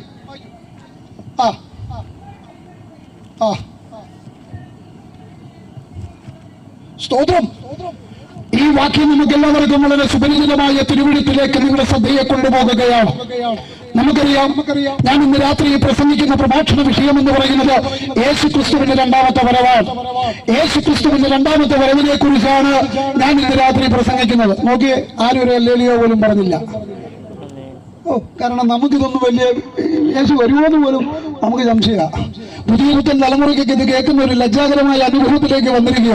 എന്നാൽ ആവേശമുള്ളവരുണ്ടോ ഈ കൂട്ടത്തിൽ? നമ്മുടെ കർത്താവ് വരുമെന്നറിയാം. പ്രിയമുള്ളവരെ, ഇന്ന് നമ്മുടെ കാലഘട്ടങ്ങളിൽ അന്യം നിന്നുപോയ ഒരു പ്രഭാഷണ വിഷയമാണ് യേശുക്രിസ്തുവിന്റെ 2ാമത്തെ വരവ്. നിങ്ങൾ അംഗീകരിച്ചാലും കൊള്ളോ അംഗീകരിച്ചില്ലാലും കൊള്ളോ, ഒരു കാലഘട്ടത്തിൽ ഉപദേശിമാര് പന്തൽ കെട്ടി ആ കൂട്ടായ്മ നടത്തുമ്പോഴൊക്കെ, ആ കൺവെൻഷനുകളൊക്കെ നടത്തുമ്പോ പിതാക്കന്മാരുടെ കാലഘട്ടത്തിൽ അവർ പ്രസംഗിച്ച അവരുടെ ഏറ്റ പ്രസംഗ വിഷയം ഇതായിരുന്നു: ക്രിസ്തുവിന്റെ 2ാമത്തെ മടങ്ങിവരവായിരുന്നു. ആ പ്രസംഗങ്ങളിലൊക്കെ ഭൂതങ്ങൾ അലറിയോടുമായിരുന്നു. വസൂരി പോലെയുള്ള വലിയ രോഗങ്ങൾ വീടിന്റെ അകത്ത് ആരും അടുത്തു ചെല്ലാതെ ഒറ്റപ്പെട്ട് കിടക്കുന്നവരൊക്കെ ഈ വചനം കേൾക്കുമ്പോ സൗഖ്യം പ്രാപിച്ച ചരിത്രമുണ്ടെന്ന്, ആ കൂട്ട മാനസാന്തരങ്ങൾ നടന്ന ചരിത്രങ്ങളുണ്ടെന്ന്, ഭൂതവാദികൾ അഴിഞ്ഞുപോയ ചരിത്രങ്ങളുണ്ട്, മാറാത്ത രോഗങ്ങൾ മാറിയ ചരിത്രങ്ങളുണ്ട്, അത്ഭുതങ്ങളും അടയാളങ്ങളുമൊക്കെ ഈ യേശു ക്രിസ്തുവിന്റെ വരവിനെ കുറിച്ച് പറയുന്നു. വലിയ ജനത്തിന്റെ നടുവിൽ രൂപാന്തരമുണ്ടാകും, ജനത്തിന്റെ നടുവിൽ വലിയ വ്യത്യാസങ്ങൾ സംഭവിക്കാറുണ്ട്. എന്നാൽ അമ്പേ വലിയ ദുഃഖത്തോടെ പറയട്ടെ, ഇന്ന് നമ്മുടെ നടുവിൽ അന്യം നിന്നുപോയ ഒരു സന്ദേശമാണ് യേശു ക്രിസ്തുവിന്റെ 2ാമത്തെ വരവെന്ന് പറയുന്നത്. ഇന്ന് ആർക്കും അത്ര വലിയ ഇഷ്ടമൊന്നുമല്ല. നമുക്ക് എന്ത് കിട്ടും, നമ്മൾ ആരായി തീരും, എന്റെ കുഞ്ഞുങ്ങൾ കാനഡയിൽ പോകുമോ, എനിക്ക് എന്തൊക്കെ ലഭിക്കും, ഈ തലത്തിലൊക്കെയുള്ള ആരുടെ മുന്നിൽ നീങ്ങിയൊടുങ്ങുന്ന ജനീക സുഖങ്ങളും സൗഭാഗ്യങ്ങളും ഒക്കെ ആത്മാവിന്റെ പ്രവചനമാണെന്നുള്ള നിലയിൽ കേൾക്കുവാൻ ആവേശത്തോടെ നമ്മുടെ ജനം തടിച്ചുവിടുമ്പോ യേശു ക്രിസ്തു വീണ്ടും വരാൻ പോകുകയാണെന്ന് പറഞ്ഞ് അതിൽ സന്തോഷിക്കുന്നവരുണ്ടെങ്കിൽ, അതിൽ കൈയടിക്കണമെങ്കിൽ ദൈവാത്മാവകത്ത് വേണോ? അതിൽ സന്തോഷിക്കണമെങ്കിൽ യഥാർത്ഥമായ ആത്മാവാകണം. പരിശുദ്ധാത്മാവിന്റെ ഹോളി സ്പിരിറ്റിന്റെ അഭിഷേകം ആരുടെ മുന്നിലുണ്ടോ അവർക്ക് സന്തോഷിക്കാം. മണവാളന്റെ 2ാമത്തെ വരവ്. ഹല്ലേലൂയ. ശരിയല്ലേ പ്രിയരെ? ഇന്ന് നമ്മുടെ ഇടയിൽ സുവിശേഷ പ്രസംഗമെന്നാണ് എഴുതി വച്ചിരിക്കുന്നത്. പക്ഷേ സുവിശേഷ പ്രസംഗം സുവിശേഷമില്ല, യേശു ക്രിസ്തുവിന്റെ മടങ്ങിവരവിനെ കുറിച്ച് പറയാനില്ല. എന്നാൽ ഈ ലോകത്തിൽ നിന്ന് ഏറ്റവും അധികം പ്രസംഗിക്കപ്പെടുന്നതും, ഏറ്റവും അധികം ധ്യാനിക്കപ്പെടുന്നതും, ഏറ്റവും അധികം നമ്മൾ ഒരുങ്ങേണ്ടതും, ഏറ്റവും അധികം നാം കാത്തിരിക്കേണ്ടതുമായ ഒരു വിഷയം എന്ന് പറയുന്നത് നമ്മുടെ മണവാളന്റെ വരവാണെന്ന് ഹല്ലേലൂയ എന്നോട് ചേർന്നൊരു ഹല്ലേലൂയ പറഞ്ഞാട്ട്. അയ്യോ, ഞാൻ നിങ്ങളെ ഇത്രയും എന്നോടൊപ്പം വിളിച്ചിട്ടും നിങ്ങൾ ആരും അവിടെ തന്നെ നിൽക്കുകയാണോ? നമുക്ക് ഒരുമിച്ചൊന്ന് സന്തോഷിക്കാതെ. നാളെ ഇവിടെ വന്നാൽ ഇരുട്ടായിരിക്കും, നാളെ ഇവിടെ മീറ്റിംഗ് ഇല്ല, ഇത് കഴിയുമ്പോൾ ഇതെല്ലാം മറിച്ചുകൊണ്ട് ഞങ്ങളുടെ നാട്ടിൽ പോകും. പ്രിയമുള്ളവരെ, എന്നാൽ ഇന്ന് രാത്രി നമുക്ക് നമ്മുടെ മണവാളനെ കുറിച്ച് ഒന്ന് കേൾക്കാം. അവൻ എന്തുകൊണ്ട് അവൻ വീണ്ടും വരുന്നതെന്നും അവൻ എപ്പോഴാണ് വരുന്നതെന്ന് നമുക്കിന്ന് രാത്രി കേൾക്കുമ്പോൾ നമുക്കൊന്ന് ഒരുങ്ങാം, നമുക്കൊന്ന് ശക്തി പ്രാപിക്കുക, അകത്ത മനുഷ്യനെ ഒരു പുതിയ ബലം പ്രാപിക്കുക. ഈ തിരുവെഴുത്ത് സഹായമാകട്ടെ. എന്താണ് യേശുക്രിസ്തുവിന്റെ മടങ്ങി വരവ് താമസിക്കുന്നത്? 2000 യേശു വരുമെന്നൊക്കെ ആരൊക്കെയോ വിളിച്ചു പറഞ്ഞു. മോശത്തരമാകട്ടോ, യേശു എപ്പോ വരുമെന്ന് പറഞ്ഞിട്ടില്ല, യേശുവിന്റെ വരവ് എപ്പോഴാണെന്ന് പറഞ്ഞിട്ടില്ല. പക്ഷെ ആരൊക്കെയോ പറഞ്ഞു 2000 യേശു വരുമെന്ന്. യേശു ക്രിസ്തുവിനെ കുറിച്ച് നിങ്ങൾക്കറിയാവോ? ഈ കൊലപാതകങ്ങളെ കുറിച്ചും ഈ ലോകത്തിൽ നടക്കുന്ന കാര്യങ്ങളൊക്കെ കുറിച്ച് കവലെ നിന്നുകൊണ്ട് പ്രസംഗിച്ച അവരെല്ലാം കേട്ടിട്ട് പറയും നല്ല പ്രസംഗമായിരുന്നു. മനസ്സിലായോ? ഹലോ എടാ, ഇത്ര ഉച്ചഭാഷയിൽ ഇരുന്ന് ഉറങ്ങുന്ന ചിലരെ ഞാൻ കാണുന്നു. നാട്ടുകാർ കല്ലുപെറുക്കി എറിയും കേട്ടോ. കാരണം അവരുടെ ഉറക്കം കെടുത്തിയിട്ട് ഈ ബോക്സ് എല്ലാം കൂടെ വെച്ചിട്ട് ഇതിനകത്ത് നിന്ന് തൂങ്ങുന്നു. ഷടോ, എനിക്കാണെങ്കിൽ ഒരു കൊതുകിൻ്റെ ഒരു ഒച്ച കേട്ട് കഴിഞ്ഞാൽ ഉറക്കം വരുന്നില്ല. ഈ ഇത്രയും ബോക്സിനെടുക്കുന്നത് ഒറ്റ തൂങ്ങിച്ച ആരാന്ന് ഞാൻ പറയുന്നില്ല. അതിന് വലിയ കൃപാവരൊന്നും വേണ്ട, മുഖത്ത് നോക്കി പ്രസംഗിച്ചാൽ മതി, എനിക്ക് കാണാമല്ലോ. പിന്നല്ല, അവന് നോക്കിയ ഇവിടെ നോക്കിയിരുന്നാട്ട് പ്രിയരെ, ഇങ്ങനെയൊക്കെ പറയുന്നതുകൊണ്ടായിരിക്കാം കർത്താവ് എന്നെ അങ്ങ് പിടിച്ച് ഉപദേശിയാക്കിയത്. മുഖത്ത് നോക്കിയുള്ള കാര്യം എന്ന് പറയും. വേണ്ടെന്ന് അടുത്ത പ്രാവശ്യം വിളിക്കണ്ട, അടുത്ത പ്രാവശ്യം ഉണ്ടോ എന്ന് ആർക്കറിയാം. നമ്മളൊക്കെ കർത്താവ് എപ്പോഴാ വരുന്നതെന്ന് ആർക്കറിയാം. ഇതൊക്കെ ഇത്രയേ ഉള്ളല്ലേ. ഹല്ലേലൂയ. ഒന്ന് ശ്രദ്ധിച്ചിരുന്നാട്ട് യേശു കർത്താവിന്റെ വരവിനെ കുറിച്ച് ഞാൻ പറഞ്ഞത്, കവല നിന്നുകൊണ്ട് ഈ ഒത്തിരി കാര്യങ്ങളും കൊലപാതകങ്ങളും അതും ഇതുമൊക്കെ പറഞ്ഞ് എല്ലാവരും പറയാം കൊള്ളാം കേട്ടോ, ഉപദേശിക്ക് നല്ല അറിവാ. പക്ഷെ എന്ന് പറഞ്ഞ് മറ്റൊരുത്തനും രക്ഷയില്ല, യേശു ക്രിസ്തുവല്ലാതെ മറ്റൊരു രക്ഷകനില്ല. അങ്ങനെ ഒരു രക്ഷകൻ മനുഷ്യന് വേണ്ടി വന്നിട്ടുണ്ടെങ്കിൽ, മനുഷ്യന് വേണ്ടി മരിച്ചിട്ടുണ്ടെങ്കിൽ, മനുഷ്യന് വേണ്ടി ജീവിച്ചിട്ടുണ്ടെങ്കിൽ അത് യേശു ക്രിസ്തു മാത്രമാണെന്ന് പറയുമ്പോഴാ പണി പാടുന്നത്. അന്നേരം അവിടെ നിന്ന് ചിലരൊക്കെ ഞങ്ങൾ മുമ്പ് നെടുനാട് നിന്നപ്പോൾ തന്നെ പ്രസംഗിച്ചുകൊണ്ടിരുന്നപ്പോൾ ഇങ്ങനെ ഒന്ന് നോക്കിയിട്ട് പോകുന്നുണ്ട്. അന്നേരം സുഖിക്കുന്നില്ല. ഇനി നിനക്ക് സുഖിച്ചാലും കൊള്ളാം, സുഖിച്ചില്ലാലും കൂടെ ഞങ്ങൾ പറയും. കാരണം എന്താണെന്നറിയോ? ഞങ്ങൾക്ക് പറയാതിരിക്കാൻ കഴിയത്തില്ല. ഇത് പറയേണ്ടതിന് വേണ്ടിയാ ഞങ്ങളെ ദൈവം വിളിച്ചു വേർതിരിച്ചിരിക്കുന്നത്. ഇന്ന് നമ്മുടെ ഉപദേശിമാർക്ക് വലിയ സിസ്റ്റം വേണം, വലിയ ഫീഡ്ബാക്ക് ഇല്ലെങ്കിൽ വലിയ പാടാ. അത് മൈക്രോഫോൺ വലിച്ചെറിച്ചിട്ട് പോകും. ഫീഡ്ബാക്ക് വേണം, വലിയ സിസ്റ്റം വേണം. പണ്ടൊക്കെ ഉപദേശിമാർ ഉപദേശിമാരായിരുന്നു. ഇതൊക്കെ പറഞ്ഞാൽ ഇന്നത്തെ പിള്ളേരെ അല്ലല്ലോ അംഗീകരിക്കൂ. അന്ന് കൂടെ കൊണ്ടുപോകുന്ന ഒരു മൈക്രോഫോൺ കൊണ്ടുപോകും. ആരാന്നറിയോ? മറ്റൊരു ഉപദേശിയെ. ഹല്ലേലൂയ എന്ന് പറയുമ്പോൾ അദ്ദേഹം ഹല്ലേലൂയ എന്ന് പറയും. ഹല്ലേലൂയ കർത്താവ് വേഗം വരിക എന്ന് പറയുമ്പോൾ അദ്ദേഹം വേഗം വരും. നോക്കിയേ, ഒരു ഫീഡ്ബാക്കും ഇല്ല, ഒന്നുമില്ല. ഹല്ലേലൂയ. ഒരു കാലഘട്ടം ഉണ്ടായിരുന്നു പ്രിയമുള്ളവരെ. അങ്ങനെയൊക്കെ സുവിശേഷം കേട്ടതായ പിതാക്കന്മാരുടെ പിൻതലമുറകളായി നാം ദേശത്ത് നിൽക്കുമ്പോൾ മനസ്സിലാക്കിക്കൊള്ളണം, കർത്താവിന്റെ വരവ് ഏറ്റവും ആസന്നമായെന്ന്. അത് യേശു ക്രിസ്തു അല്ലാതെ മറ്റൊരു രക്ഷകനില്ല എന്ന് പറയുമ്പോൾ ആർക്കും സൂചിക്കില്ല. കഴിഞ്ഞിടയിൽ നിങ്ങളൊക്കെ കണ്ടോ സോഷ്യൽ മീഡിയ വന്നൊരു വിദ്വാൻ പറയുക, എടാ യേശു ക്രിസ്തുവിന് ഒരു ചരിത്രവും ഇല്ലെന്ന്, യേശു ക്രിസ്തുവിനെ ചരിത്രത്തിൽ കാണാനില്ലെന്ന്, യേശു ക്രിസ്തുവിന് ഒരു ചരിത്രം പറയാനില്ലെന്ന്. അദ്ദേഹം ഈ സോഷ്യൽ മീഡിയ പറഞ്ഞു, എല്ലാവരും ഷെയർ ചെയ്തു. അത് ശരിയാണെന്നും പറഞ്ഞവരൊക്കെ ഒരുപാട് പേരുണ്ട്. പക്ഷേ ആ വ്യക്തിക്ക് അറിയാവോ, യേശു ക്രിസ്തുവിനെ പോലെ ചരിത്രം പറയാനുള്ള വേറെ ആർക്കുണ്ട്? ഇത് അനുകൂലിക്കുന്നവരാണോ നിങ്ങൾ? ഇതിനെ എതിർക്കുന്നവരാണോ? അതോ ആ പറഞ്ഞ പുള്ളിക്കാരൻ്റെ കൂടെ ഉള്ളവരാണോ നിങ്ങൾ? കാരണം നാട്ടുകാരൊക്കെ എങ്ങനെ ധരിച്ചാലും ഒരു യോത്രം പറഞ്ഞോട്ടെ. ഹല്ലേലൂയ. ശരിയാണോ ഞാൻ പറഞ്ഞ്? യേശു ക്രിസ്തുവിനെ പോലെ ചരിത്രമുള്ളവരുണ്ട്. ഏടിയെന്നും മീസിയെന്നും കർത്താവിന് ക്രിസ്തുവിന് മുമ്പുള്ള വർഷം എന്ന് പറഞ്ഞ പോക്കറ്റിൽ കിടന്ന് എടുക്കുന്ന പേന 23/12/2025 എഴുതുന്നത് നാം ആരാധിക്കുന്ന യേശുദേവൻ ലോകത്തിൽ വന്നതിന്റെ തെളിവ്. ഇങ്ങനെ ചരിത്രം പറയാനുള്ള ഒരു ചരിത്ര പുരുഷനുണ്ടെങ്കിൽ നാം ആരാധിക്കുന്ന കർത്താവല്ലാതെ മറ്റാരുണ്ട് പ്രിയമുള്ളവര്? അപ്പൊ യേശു ക്രിസ്തുവിന്റെ വരവ് താമസിക്കുന്നത് എന്തുകൊണ്ട്? ആരാ പുറകിലിരുന്ന് ആരോ ഒന്ന് വായിച്ച്, അവരൊന്നുകൂടെ വായിച്ച്. അല്ലാതെ ഇപ്പൊ മുമ്പിൽ ഇരുന്ന് ഞാനും പറയല്ലാതെ പിന്നെന്തോ ചെയ്യണം?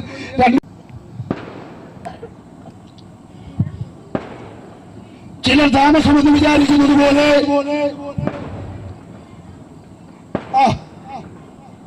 ആരും നശിച്ചു പോകാതെ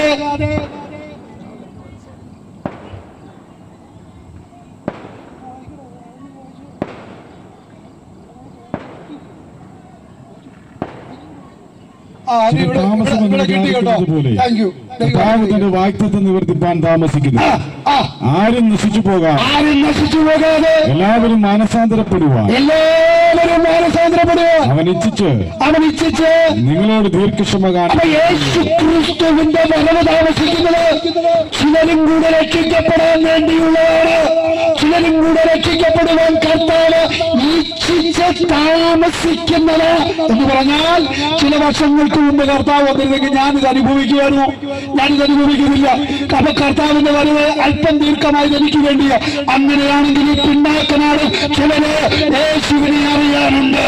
ഇന്ന് വരെ കൂട്ടായ്മയ്ക്ക് വന്നിട്ടില്ലാത്ത, ഇന്ന് വരെ അവരുടെ കുടുംബത്തിൽ ഒരു കുടുംബ പ്രാർത്ഥന വെച്ചിട്ടില്ലാത്ത ചില കുടുംബങ്ങളിൽ 2026 സഭ കയറുമെന്ന് പറഞ്ഞ് വിശ്വസിക്കുന്നവര് ആത്മനിലവോടെ അല്പനിമിഷം ദൈവത്തെ ആരാധിക്കുന്നു. കുടുംബങ്ങളെ അടക്കി വെച്ചിരിക്കുന്ന അന്ധകാര ശക്തിയുടെ കെട്ടുകൾ ദേശത്തിന് പൊട്ടിമാറട്ടെ. Oh Jesus, hallelujah. ഇവിടെ ഇരുന്നുകൊണ്ട് ആരാധിക്കുമ്പോ ഞാൻ പ്രതീക്ഷിക്കുക, ചില ദിവസങ്ങളുടെ കഴിയുമ്പോ 2025 വിട പറയുക. 2026 പ്രവേശിക്കുമ്പോ നിങ്ങൾ എത്ര പേര് വിശ്വസിക്കുന്നു ചില പുതിയ കുടുംബങ്ങൾ സഭയ്ക്കകത്ത് വരാൻ പോകുകയാണ്. ഹല്ലേലൂയ.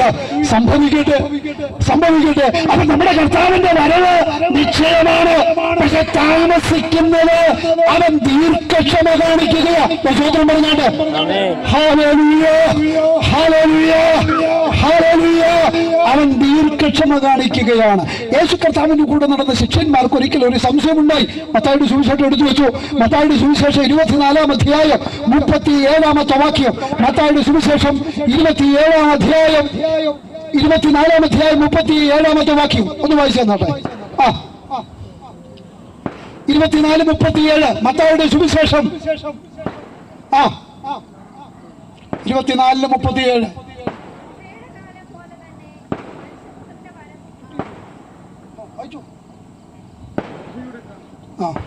നോഹിയുടെ കാലം പോലെ തന്നെ മനുഷ്യപുത്രൻ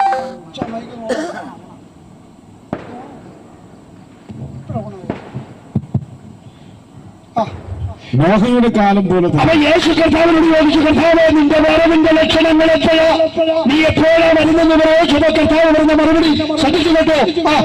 നോഹയുടെ കാലം പോലെ തന്നെ, നോഹയുടെ കാലം പോലെ മനുഷ്യപുത്രന്റെ വരവുമാകും. മനുഷ്യപുത്രന്റെ വരവുമാകും. നോക്ക്, യേശു കർത്താവിന്റെ വരവ് എപ്പോഴാന്ന് ചോദിച്ചപ്പോ ചരിത്ര കാലഘട്ടങ്ങളിലെ കാലങ്ങൾക്ക് മുമ്പ് നടന്നതായ ചരിത്രത്തിൽ നിലനിൽക്കുന്നതായ നോഹയുടെ ചരിത്രം വിരൽ ചൂണ്ടിയിട്ട് കർത്താവ് പറയാ, അങ്ങനെ ഒരു കാലഘട്ടം പോലെ ഒരു കാലഘട്ടം വരും. ആ കാലഘട്ടം വരുമ്പോൾ നിങ്ങൾ ഓർത്തുകൊള്ളണം, ഇത് ക്രിസ്തുവിന്റെ മടങ്ങി വരവാണെന്ന്. നോഹയുടെ കാലഘട്ടത്തിന്റെ പ്രത്യേകത അറിയാമോ? ഒന്ന് വായിച്ചാട്ടെ. ഉൽപ്പത്തി പുസ്തകം 6-ാം അധ്യായത്തിന്റെ 1-ാമത്തെ വാക്യം. ഉൽപ്പത്തി പുസ്തകം 6-ാം അധ്യായത്തിൽ മൊബൈലിലാണെങ്കിലും കുഴപ്പമില്ല, ഒന്ന് വായിച്ച് പെട്ടെന്നാണ്ട്. 6-ാം അധ്യായം 1-ാമത്തെ വാക്യം.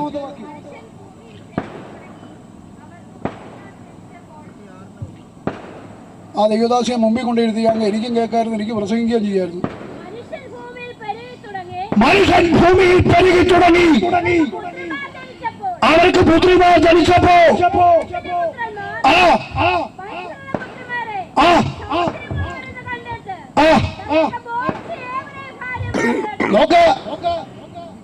നോഹയുടെ കാലഘട്ടത്തിന്റെ പ്രത്യേകത ബോധിച്ചതുപോലെ ജീവിച്ച കാലഘട്ടം. നോക്ക, യേശു കർത്താവ് പറഞ്ഞത് നോഹയുടെ കാലഘട്ടം പോലൊരു കാലഘട്ടം വരും. ആ കാലഘട്ടം വരുമ്പോൾ ഓർത്തുകൊള്ളണം ക്രിസ്തുവിന്റെ വരവാണെന്ന്. അങ്ങനെയാണെങ്കിൽ ആ കാലഘട്ടവും ഈ കാലഘട്ടവും തമ്മിൽ ബന്ധമുണ്ടോ എന്ന് ഒന്ന് പരിശോധിച്ചു നോക്കണം പ്രിയമുള്ളവരെ. ആ കാലഘട്ടത്തിൽ മനുഷ്യൻ ബോധിച്ചതുപോലെ നടന്നു. അങ്ങനെയാണെങ്കിൽ ഈ കാലഘട്ടവും തമ്മിൽ ബന്ധമുണ്ടോ? ഈ കാലഘട്ടത്തിൽ മനുഷ്യൻ ബോധിച്ചതുപോലെ ജീവിക്കുകയാണ്. മനുഷ്യന് ബോധിച്ചതുപോലെ പോകുകയാ. മനുഷ്യൻ ബോധിച്ചതുപോലെയാ. കഴിഞ്ഞ ദിവസങ്ങൾ നിങ്ങൾക്കറിയാമോ, നമ്മുടെ അങ്ങ് പാശ്ചാത്യ രാജ്യങ്ങളിലൊന്നുമല്ല നമ്മുടെ നാട്ടിൽ പോലും ആണിനെ കല്യാണം കഴിക്കാൻ തുടങ്ങി, പെണ്ണിനെ കല്യാണം കഴിക്കാൻ തുടങ്ങി. മ്ലേച്ഛകരമായ അനുഭവങ്ങൾ പോലും നമ്മുടെ നാട്ടിൽ നിന്ന് സാധാരണ സംഭവങ്ങളായി നമ്മുടെ മുറ്റത്ത്, നമ്മുടെ നാട്ടിൻപുറത്തൊക്കെ ഇന്ന് സംഭവിച്ചുകൊണ്ടിരിക്കുകയാണ്. ഇവിടെ പത്രമാധ്യമങ്ങളിലൂടെ, ദൃശ്യമാധ്യമങ്ങളിലൂടെ, നവമാധ്യമങ്ങളിലൂടെ കണ്ടുകൊണ്ട് ഉണരുന്നതായ വാർത്തകൾ മനസ്സിന്റെ മനസാക്ഷിയുള്ള ഒരു മനുഷ്യനും ഉൾക്കൊള്ളുവാൻ കഴിയാത്ത മനുഷ്യന്റെ പ്രവൃത്തികൾ അകപ്പതിച്ചിരിക്കുന്ന ഒരു കാലഘട്ടത്തിലാണ് ഞാനും നിങ്ങൾ കാണുന്നു നിൽക്കുന്നു. നോക്കയുടെ കാലഘട്ടത്തിന്റെ ആ ചരിത്ര വിഷയം പറയുന്നു, അന്ന് മനുഷ്യൻ ബോധിച്ചതുപോലെ ജീവിച്ചു.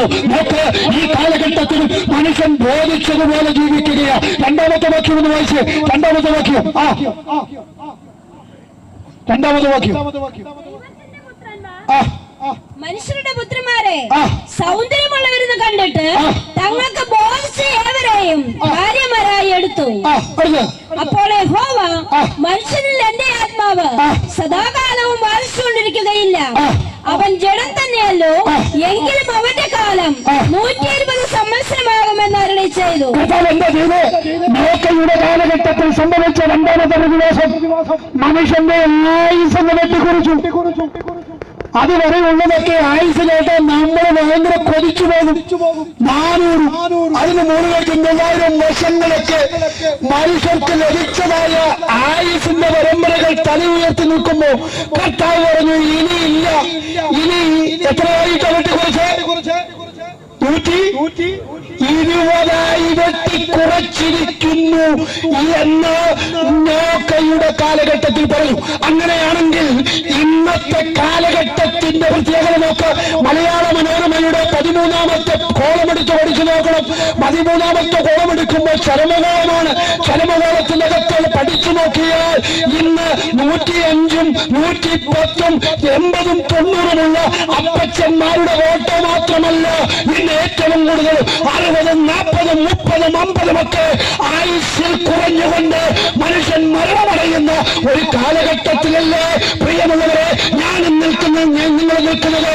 അങ്ങനെയെങ്കിൽ കാലങ്ങൾക്കപ്പുറത്ത് യേശു ക്രിസ്തുവിന്റെ കർത്താവിന്റെ മടങ്ങി വരവിനെ കുറിച്ച് ക്രിസ്ത്യന്മാർ ചോദിച്ചപ്പോ ചരിത്രത്തെ വിരൽ ചൂണ്ടിക്കൊണ്ട് കർത്താവ് പറഞ്ഞ ഒരു കാലഘട്ടം ഇന്നലെ പോലെ നാം പുറകിലേക്ക് ചിന്തിച്ചു നോക്കിയ ഈ കാലഘട്ടവും ആ കാലഘട്ടവും തമ്മിൽ എത്രയധികം അടുത്തു നിൽക്കുന്നു എന്നുള്ള കാര്യത്തിൽ സംശയമില്ല പ്രിയമുള്ളവരെ. മരണമെന്നൊക്കെ പറയുമ്പോൾ നമ്മുടെ വിഷയം എടാ ഇതെപ്പോഴും ഈയിടെയൊന്നും ഞാൻ പോകത്തില്ലെന്നൊക്കെ ഉള്ള ഒരു ധാരണയാണ് നമുക്ക്. അടുത്തുള്ളവരെല്ലാം പോയാലും പഞ്ചായത്തിലുള്ളവരെല്ലാം പോയാലും ഞാൻ പോകത്തില്ല എന്നൊരു ധാരണയാണ് നമുക്ക്. നല്ലതായി ഏറെക്കുറെ, പക്ഷെ അത് ഒത്തിരി എന്നായാലും വലിയ കുഴപ്പമാണ്. നമുക്ക് കുറേ കാലം ഉണ്ടെന്ന് നമുക്ക് ധാരണ നല്ലതാണ്, കാരണം നമുക്കൊരു അല്പം കോൺഫിഡൻസ് കിട്ടും. പക്ഷേ ചിന്തിക്കണം, നമ്മുടെ കൂടെ നാം ഇഷ്ടപ്പെടാത്ത, നാം വെറുക്കുന്ന, നാം ഭയക്കുന്ന ഒരു അതിഥി നമ്മുടെ കൂടെ നടപ്പുണ്ട് പ്രിയമുള്ളവരെ.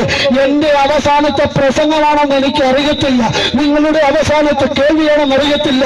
ഞാനൊരു ചെറിയ ചിന്ത പറയാം. 2026 ഡിസംബറിൽ ഞാൻ കാണുമെന്ന് ആർക്കെങ്കിലും പറയാൻ കഴിയുമോ? ഇല്ല പ്രിയമുള്ളവരെ. അതെങ്കിലും കേൾക്കുമ്പോൾ മാതറന്നൊരു സ്തോത്രം പറ. കാരണം ജീവിച്ചിരിക്കുമ്പോഴല്ലേ ഈ ദൈവത്തെ ഒന്ന് സ്തുതിക്കാൻ കഴിയത്തുള്ളൂ, ഈ ദൈവത്തെ ഒന്ന് മഹത്വപ്പെടുത്താൻ കഴിയത്തുള്ളൂ. അങ്ങനെയാണെങ്കിൽ ആത്മാവെന്നോട് പറയുന്ന ഒരു ദൈവിക പ്രവചനത്തിന്റെ ദൂത് ഈ പൊതുവേദികൾ പറയാ. 2025 ഈ ഡിസംബർ മാസം നീ നിൽക്കുന്നത് ദൈവത്തിന്റെ കൃപയാ, ദൈവത്തിന്റെ കൃപയാ. നിന്റെ 2 കാലും കൂട്ടിക്കെട്ടി മൂക്കിൽ പഞ്ഞിയും വെച്ച് കയ്യിൽ കൗശമിട്ട് കോർത്തിണക്കിയ മനോഹരമായ പെട്ടിക്കകത്ത് കയറ്റിവെച്ച് അടക്കം ചെയ്യേണ്ട കാലഘട്ടം നിന്റെ ജീവിതത്തിൽ നിന്ന് തമ്പുരാ മാറ്റിവെച്ചത് ഏതൊക്കെയോ വാക്യങ്ങൾ നിന്റെ ജീവിതത്തിൽ നിറവേറാൻ ഉള്ളത് കൊണ്ടാണ് ദൈവം നിർത്തിയിരിക്കുന്നതെന്ന് ആത്മാവിൽ ബോധ്യമുള്ളവർ സ്തോത്രം പറഞ്ഞാൽ പോലെ ആ കരങ്ങളെ അടിച്ച് അല്പനിമിഷം ദൈവത്തിന് സ്തോത്രം ചെയ്ത്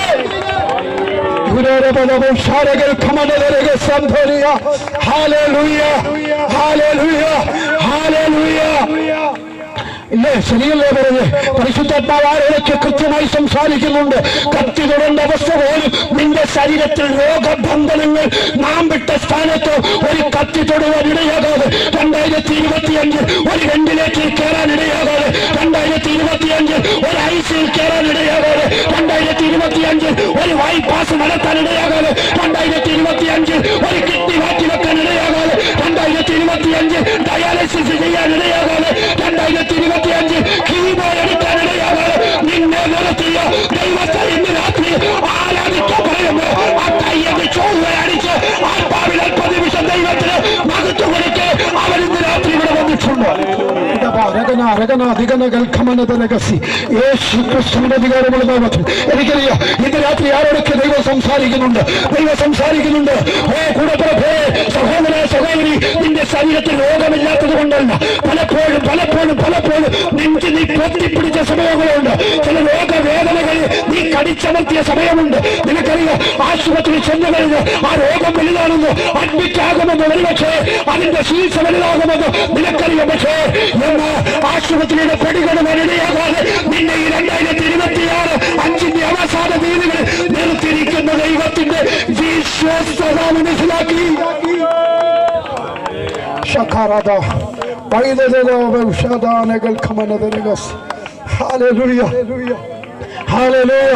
മനസ്സിലാകുന്നത്ര പ്രിയപ്പെട്ടവരുണ്ട്. കർത്താവ് ഇന്ന് രാത്രി ആരോടൊക്കെ സംസാരിക്കുന്നുണ്ട്. കർത്താവ് ഇന്ന് രാത്രി ആരോടൊക്കെ വ്യക്തമായി സംസാരിക്കുന്നു. ദൈവത്തിന്റെ വലിയ മഹത്വം, ദൈവത്തിന്റെ വലിയ മഹത്വം നമ്മുടെ നടുവിൽ ചലിക്കുന്നുണ്ട്. അവന്റെ സാന്നിധ്യം ഇന്ന് രാത്രി ചലിക്കുന്നുണ്ട്. നോക്കണമേ, മനുഷ്യന്റെ ആയുസിനെ വെട്ടിക്കുറച്ചു കേട്ടു. ഇനി നമുക്ക് എത്ര ആയുസുണ്ടെന്ന് ആർക്കറിയാം? 10 വർഷമാണോ 5 വർഷമാണോ? നമ്മുടെയൊക്കെ സഹപ്പെട്ടി ഉണ്ടാക്കി വെച്ചിട്ടുണ്ടെന്ന് ആർക്കറിയാൻ പ്രിയമുള്ളവരെ? ലഭിക്കുന്ന സമയം കർത്താവിന് വേണ്ടി വല്ലതും ചെയ്യണമെന്ന്. പോത്തിറച്ച് കുറച്ച് കഴിച്ചു, കുറച്ച് പൊറോട്ടയും കഴിച്ചു, കുറച്ച് കപ്പയും നിന്ന്, കുറച്ച് എല്ലും കൂടെ കൂട്ടിയിട്ടങ്ങോട്ട് കുഴച്ച് അടിച്ച് വയറുമൊക്കെ വീർപ്പിച്ച് ഭയങ്കര ഓമ്പൊക്കെ വീട്ട് ചുമ്മാ കിടന്നുറങ്ങാതെ ദൈവം ചെയ്ത നന്മകളെ 10 പേരോട് പറഞ്ഞ് ബസ്സിലിരിക്കുന്നവരോട് പറയാം, യേശുവല്ലാതെ മറ്റൊരു രക്ഷകനില്ല എന്ന്. പണ്ട് തമ്മച്ചിമാരെ അറിയാമോ? അവരെവിടെ പോയാൽ അവരെയൊക്കെ നാട്ടുകാരെ വിളിച്ചിരിക്കുന്നത് പേരെന്നറിയാമോ? സ്വോത്രക്കാർ വരുന്നുണ്ടെന്ന്. ഹല്ലേലൂയ! അവരൊക്കെ ബസ് കയറിയാലും സ്വോത്രം പറഞ്ഞുകൊണ്ടിരിക്കും, വള്ളത്തെ കയറിയാലും സ്വോത്രം പറഞ്ഞുകൊണ്ടിരിക്കും, അവരൊക്കെ നടന്നു പോകുമ്പോൾ സ്വോത്രം പറഞ്ഞുകൊണ്ടിരിക്കും. ഇന്ന് നീ സൂത്രത്തിൽ നടക്കുകയാ. ഇന്ന് നീ ആരാധനയ്ക്കും കൂട്ടായ്മയ്ക്കും ഒക്കെ വില കൽപ്പിക്കാതെ നിന്റെ കാര്യങ്ങൾക്ക് വേണ്ടി നീ ഓടി നടക്കുമ്പോൾ ഓർത്തുകൊള്ളുക, ഇനി അധികമായി നിനക്ക് ദൈവം നീട്ടി തന്നിരിക്കുന്നത് ഇനിയും നീ ഫലം കായ്ക്കുമോ ഇല്ലയോ എന്നറിയാനാണെന്ന് ഇന്ന് രാത്രി നീ മനസ്സിലാക്കണം. ഇതെന്റെ നാട്ടിൽ പ്രസംഗിച്ചാലും ആരും സ്വോത്രം പറയില്ല. ഇന്ന് രാത്രി എത്ര പേർക്ക് മനസ്സിലാകുന്നുണ്ട്?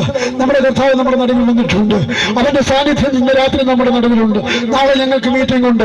ഞാൻ ഇപ്പോൾ താമസിക്കുന്നത് അടൂരാണ്. ഞങ്ങൾക്ക് ഇനി 1.5-2 കിലോമീറ്റർ യാത്ര ചെയ്താൽ ഞങ്ങൾക്ക് അവിടെ ചെല്ലാൻ കഴിയുള്ളൂ. അതിനുശേഷം ഇതെല്ലാം പിന്നെ ചില ക്രമീകരണങ്ങൾ ഉണ്ടാകേണ്ടതുണ്ട്. ഞങ്ങളുടെ ഇന്നൊരു ബോക്സ് അത് കത്തിപ്പോയി. പ്രിയമുള്ളവരെ ഓർത്ത് പ്രാർത്ഥിക്കണം. നാളത്തെ മീറ്റിങ്ങിനൊക്കെ ഞങ്ങൾക്ക് മറ്റൊരു ബോക്സ് ആവശ്യമാണ്. സ്വർഗത്തിലെ ദൈവം തരേണ്ടതിന് വേണ്ടി. അയ്യോ, അത് പറഞ്ഞിട്ട് അവർക്ക് ആണ്ടൊക്കെ ഇരുന്ന് ചിരിക്കുന്നു. അത് പറഞ്ഞപ്പോ ആർക്കൊക്കെ ചിരി വന്നു. അപ്പൊ ഒരു ബോക്സ് അടുത്ത കർത്താവ് തരേണ്ടതിന് വേണ്ടി നിങ്ങൾ പ്രാർത്ഥിക്കണം കേട്ടോ. നിങ്ങൾ പ്രാർത്ഥന ചോദിക്കുകയാണ്. ആമേൻ. ഇത് മൊത്തം കത്തിപ്പോയാലും ഞങ്ങൾ ചില സ്ഥലത്തേക്ക് യേശുവിനെ പ്രസംഗിച്ചത് അവസാനം ആ ദൈവദാസനിലൂടെ ശക്തമായ ദൈവിക സന്ദേശമാണ് ഇവിടെ പ്രഘോഷിക്കപ്പെട്ടത്. ഞാൻ സത്യം പറഞ്ഞ ഞാൻ പ്രസംഗിക്കുമ്പോ ഈ സൂചയുടെ വിലയ്ക്ക് വരുന്നവരോ ഓടൊപ്പം പിള്ളേർ ഓട്ടിയണം. സൂചയുടെ വിലയ്ക്ക് വന്നു കഴിഞ്ഞാൽ സംസാരിക്കുന്നത് കേട്ടോ. അത് ഞാൻ സമ്മതിക്കുക. അതിന് എത്ര വലിയ പുള്ളികളാണ് പ്രാർത്ഥിച്ചോണ്ട് നിൽക്കണം.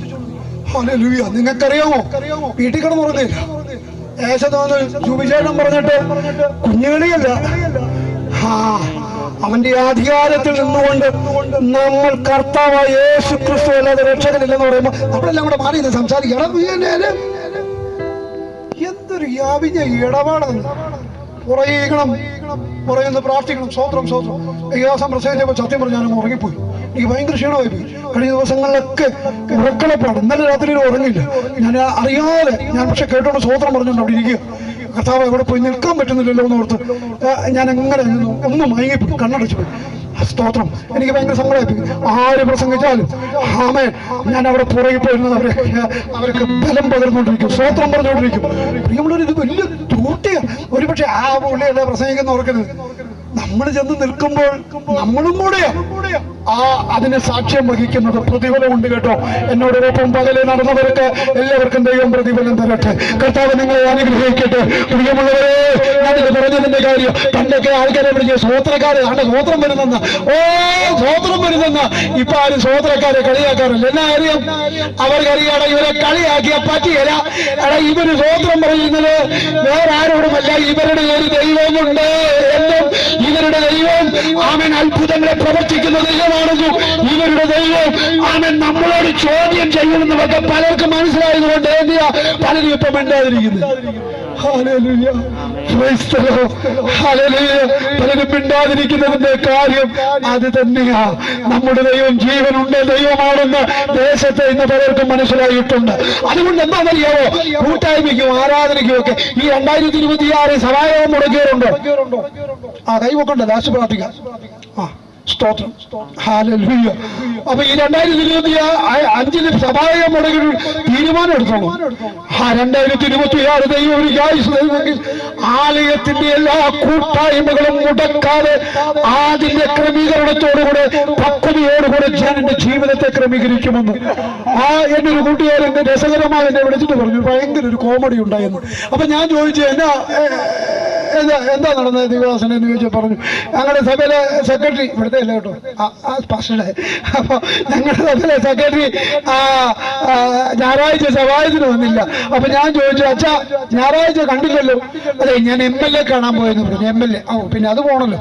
പിന്നെ വാസമൊക്കെ ഒന്നും പറയാൻ പറ്റില്ല, അവരുടെ എന്തോ വലിയ കാര്യമായിട്ട് ബന്ധപ്പെട്ട് MLA കാണാൻ. അച്ഛാ എന്നിട്ട് MLA കണ്ടോ? ഇല്ല, കാണാൻ പറ്റില്ല, പുള്ളിക്കാരൻ പള്ളിയിൽ പോയിരുന്നു. അപ്പോ അങ്ങനെ ഈ പുള്ളി ശശിയായി, പിള്ളേരുടെ ഭാഷ പറഞ്ഞു. പുള്ളി ആണ് അതൊക്കെ പറഞ്ഞ കൊച്ചു പിള്ളേരൊക്കെ ചിരിക്കുന്നു. ശശി എന്നൊക്കെ കേട്ട പേർക്കൊരു സന്തോഷം. എനിക്ക് അപ്പൊ ഒന്ന് ചിന്തിച്ചു നോക്കിയേ, അയാളെ MLA പള്ളിയിൽ പോയി. ഈ മെനക്കെട്ട് പോയ ഈ അവിശ്വാസി അത് പള്ളിയിൽ പോക്കൊന്നും നടന്നില്ല, കൂട്ടായ്മ നടന്നില്ല. പ്രിയമുള്ളവരെ, ഒറ്റ കൂട്ടായ്മ മുടക്കല്ലേ, ദൈവസന്നിധി തീരുമാനം എടുക്കണം. നമ്മൾ എന്ത് കാണിക്കുന്നു അത് തലമുറ ചെയ്യണമെന്ന്. ഹല്ലേലൂയ. നിങ്ങൾക്കറിയാം, കഴിഞ്ഞ നാളുകളിലെ പിതാക്കന്മാരുടെ ഈ പ്രകസനവും വെള്ളയുടുപ്പും മീശ പഠിച്ചോണ്ടും കണ്ടിട്ടല്ല, അവരൊക്കെ വിശ്വാസികളാണ് കണ്ടത്. അവരുടെയൊക്കെ കാല് ഈ തെങ്ങേ കയറുന്ന ആൾക്കാരുടെ തഴമ്പ് കണ്ടിട്ടുണ്ടോ? അതുപോലെ തഴമ്പ് വരും. ഇപ്പൊ തെങ്ങേ കയറുന്നവർക്ക് പോലും തഴമ്പില്ല. അതെന്നാ? അവർ പ്രാർത്ഥിക്കുന്നുണ്ടോ? അതല്ല പറഞ്ഞു, അവർക്ക് പുതിയ മിഷ്യം വന്നിട്ടുണ്ട്. അവർ മിഷ്യം വെച്ചാക്കിയാണ്, അതുകൊണ്ട് അവർക്ക് തഴമ്പില്ലാതെ. പക്ഷേ അന്ന് പണ്ടത്തെ അപ്പച്ചന്മാരും അമ്മച്ചന്മാരും കായൊക്കെ ഭയങ്കര തഴമ്പ. ഇപ്പൊ നമുക്ക് തഴമ്പ് അവിടെ ഒന്നും അല്ല, ഞാൻ പറയുന്നില്ല. അത് ഇങ്ങോട്ട് കയറി വന്ന് ഇപ്പൊ ഈ വരലല്ല, ഇത് ഞോണ്ടി ഇപ്പൊ ഗ്രൂപ്പ്, പിന്നെ സൂമുണ്ട്, പിന്നെ എന്തുവാ ഞാൻ അതിൻ്റെ അതേ ഉള്ളു. ഫേസ്ബുക്കും അത് അവനെനിക്കിട്ടൊന്ന് തിരിച്ചു വെച്ചത്, എന്നിട്ട് അവൻ ചിരിക്കുക. അതവിടെ ഇരുന്നോട്ടെ, അത് ഞാൻ പോകുന്ന വഴി തീർത്തോളാം.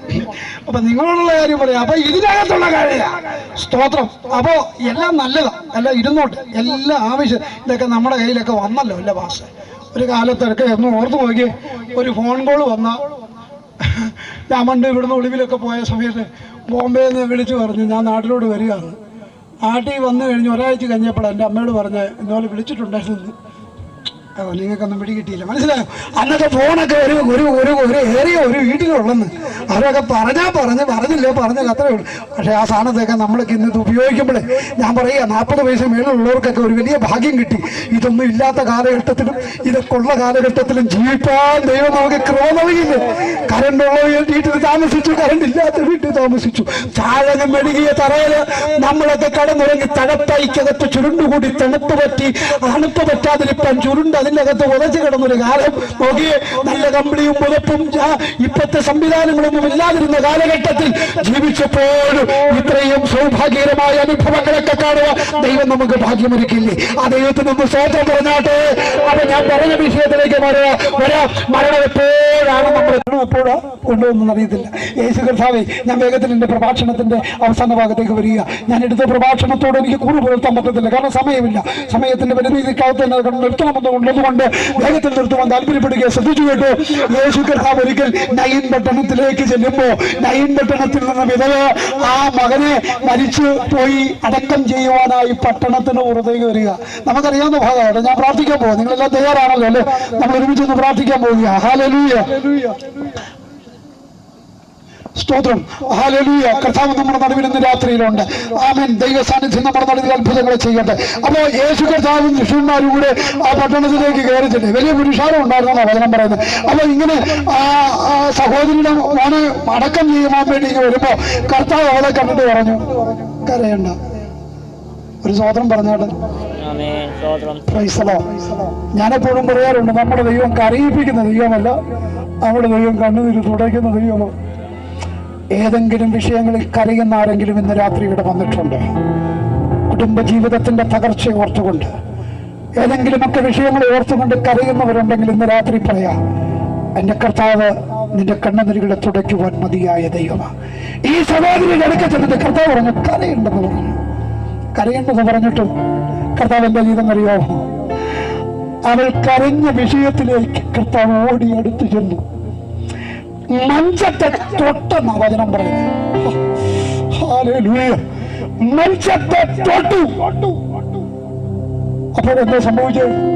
വചനം പറയുന്നു, മഞ്ചം ചുമക്കുന്നവര് നിന്നു. ശരിയാണോ? മഞ്ചം ചുമക്കുന്നവര് നിന്നു. കർത്താവ് തൊട്ട മാത്രയിൽ മഞ്ചം ചുമക്കുന്ന പ്രിയപ്പെട്ടവർ അവിടെ നിന്നു. കർത്താവ് അവരോട് പറഞ്ഞില്ല, നിൽക്കാൻ പറഞ്ഞില്ല. ചാ പിന്നെ എന്തുകൊണ്ടാണ് ഈ മഞ്ചം ചുമക്കുന്നവർ നിന്നത്? ഞാൻ എൻ്റെ പൊട്ടുബുദ്ധിയാണെങ്കിലും അല്ലെങ്കിൽ എൻ്റെ പരിമിതമായ അളവിൽ ആ അറിവിൽ നിന്നുകൊണ്ട് പറയാം, ഞാൻ മനസ്സിലാക്കുന്നത് തൊടണ്ടവൻ തൊട്ടപ്പോ അകത്ത് കിടന്ന ഡെഡ് ബോഡി ഒന്ന് ചലിച്ചു കാണും. അകത്ത് കിടന്ന ഡെഡ് ബോഡി ഒന്ന് ചലിച്ചു കാണും. ഇന്ന് രാത്രി നിന്റെ വിഷയം എത്ര ദൂരെയാണെങ്കിലും, നിന്റെ വിഷയം നിന്റെ മകളുടെ വിഷയമാണോ, നിന്റെ മകന്റെ വിഷയമാണോ, നിന്റെ ഭാര്യയുടെയാണോ, ഭർത്താവിന്റെയാണോ, കുടുംബത്തിന്റെയാണോ, ആത്മീക വിഷയങ്ങളാണോ, ഭൗതിക വിഷയങ്ങളാണോ, അരുമനാഥനൊന്ന് തൊട്ടാൽ ജീവൻ മടങ്ങി വരും. ചലിക്കാൻ തുടങ്ങും. പ്രിയമുള്ളവരെ, ഈ മഞ്ചത്തിൽ കർത്താവ് തൊട്ടപ്പോ മഞ്ച ചുമക്കുന്നവർ നിന്നു. അവർ നിൽക്കാൻ കാര്യം മറ്റൊന്നുമല്ല. ഞാൻ ചിന്തിക്കുന്നു, എടാ, അവർക്ക് ചത്തവരെ ചുമക്കാനേ അധികാരമുള്ളൂ. ജീവനുള്ളവരെ ചുമക്കാൻ അവർക്ക് അധികാരമില്ല. അവരവിടെ നിന്നപ്പോ കർത്താവ് ബാല്യക്കാരാ എഴുന്നേൽക്ക എന്ന് പറഞ്ഞു. ബാല്യക്കാരെ എഴുന്നേൽക്ക എന്ന് പറഞ്ഞപ്പോ ഇവൻ എഴുന്നേറ്റിരുന്ന് സംസാരിച്ചു തുടങ്ങിയതാ. ഞാനിത് പറയുമ്പോ പ്രാഗൽഭ്യത്തോടെ പറയാം, ആ കർത്താവ് ഈ തുറസായ ഈ പ്രതിവേദിയിൽ വന്നിട്ടുണ്ട്. ഇന്ന് ആരൊക്കെ തൊടുവാൻ അവൻ ഇന്ന് രാത്രിയിൽ ഇന്നകത്ത് വന്നിട്ടുണ്ട്. ഹല്ലേലൂയ. അവന്റെ സാന്നിധ്യം ഇന്ന് രാത്രിയിൽ നമ്മുടെ നടുവിൽ ചലിക്കുന്നുണ്ട്. അവൻ എഴുന്നേറ്റിരുന്ന് സംസാരിച്ചു തുടങ്ങി. എന്തായിരിക്കും വെച്ചാൽ അവൻ സംസാരിച്ചത്? ഞാൻ ഇങ്ങനെയൊക്കെ ഇരുന്ന് ചുമ്മാ ചിന്തിക്കും, കർത്താവ് എന്തായിരിക്കും ഇവര് സംസാരിച്ചത്? ഹല്ലേലൂയ. ഞാൻ ചിന്തിക്കും, വയനാട്ടിലുള്ളവരെ അമ്മാച്ചന്മാരെയൊക്കെ അന്നായിരിക്കും കണ്ടത് അല്ലേ? ഇന്ന് മരണം പറഞ്ഞ ആരെയെങ്കിലും ഒക്കെ കാണണമെങ്കിൽ പണ്ടത്തെ ബന്ധങ്ങളൊന്നും ശരിയല്ലേ അല്ലേ? ഞാൻ പറഞ്ഞു, പണ്ടത്തെ ബന്ധങ്ങളൊന്നും ഇല്ലെന്ന്. പണ്ടത്തെ തലമുറകൾക്കൊന്നും ഇപ്പൊ ബന്ധങ്ങൾ അറിയത്തില്ല. അവർക്ക് ഈ ഫോളോവേഴ്സിനെ മാത്രമേ അറിയാവുള്ളൂ, റീൽസ് ഇടുന്നവരെ മാത്രമേ അറിയാവുള്ളൂ. സ്തോത്രം. കഴിഞ്ഞ ദിവസം ഒരു ക്യാമറയും പിടിച്ചുകൊണ്ട് കൊച്ചിക്കൂടെ നടന്നുകൊണ്ട് ഒരാളെ അല്ല പലരോടും ചോദിച്ചു, നമ്മുടെ രാഷ്ട്രപിതാവ് ആരാന്ന് അറിയത്തില്ല. പുതിയ തലമുറയ്ക്കും അറിയത്തില്ല, പഴയ തലമുറയ്ക്കും അറിയത്തില്ല. തൊപ്പി ആരാന്ന് ചോദിച്ചപ്പോ പറഞ്ഞു, വേടൻ ആരാന്ന് ചോദിച്ചപ്പോ പറഞ്ഞു, വേടനെ അറിയാം, തൊപ്പി അറിയാം, യൂട്യൂബർമാരെ എല്ലാം അറിയാം. രാഷ്ട്രപിതാവ് ആരാന്നറിയത്തില്ല. സ്തോത്രം. അങ്ങനെ ഒരു കാലഘട്ടത്തിലാണ് ഞാനും നിങ്ങളും ഒക്കെ വന്ന് നിൽക്കുന്നത്. ശരിയല്ലേ? സ്തോത്രം. എന്നാൽ എന്റെ വിഷയത്തിലേക്ക് വരാം. ഈ പയ്യൻ അല്ലെങ്കിൽ ഈ ബാലൻ എഴുന്നേറ്റിരുന്ന് സംസാരിക്കുക, എത്ര സന്തോഷകരമായ അനുഭവമായിരിക്കും.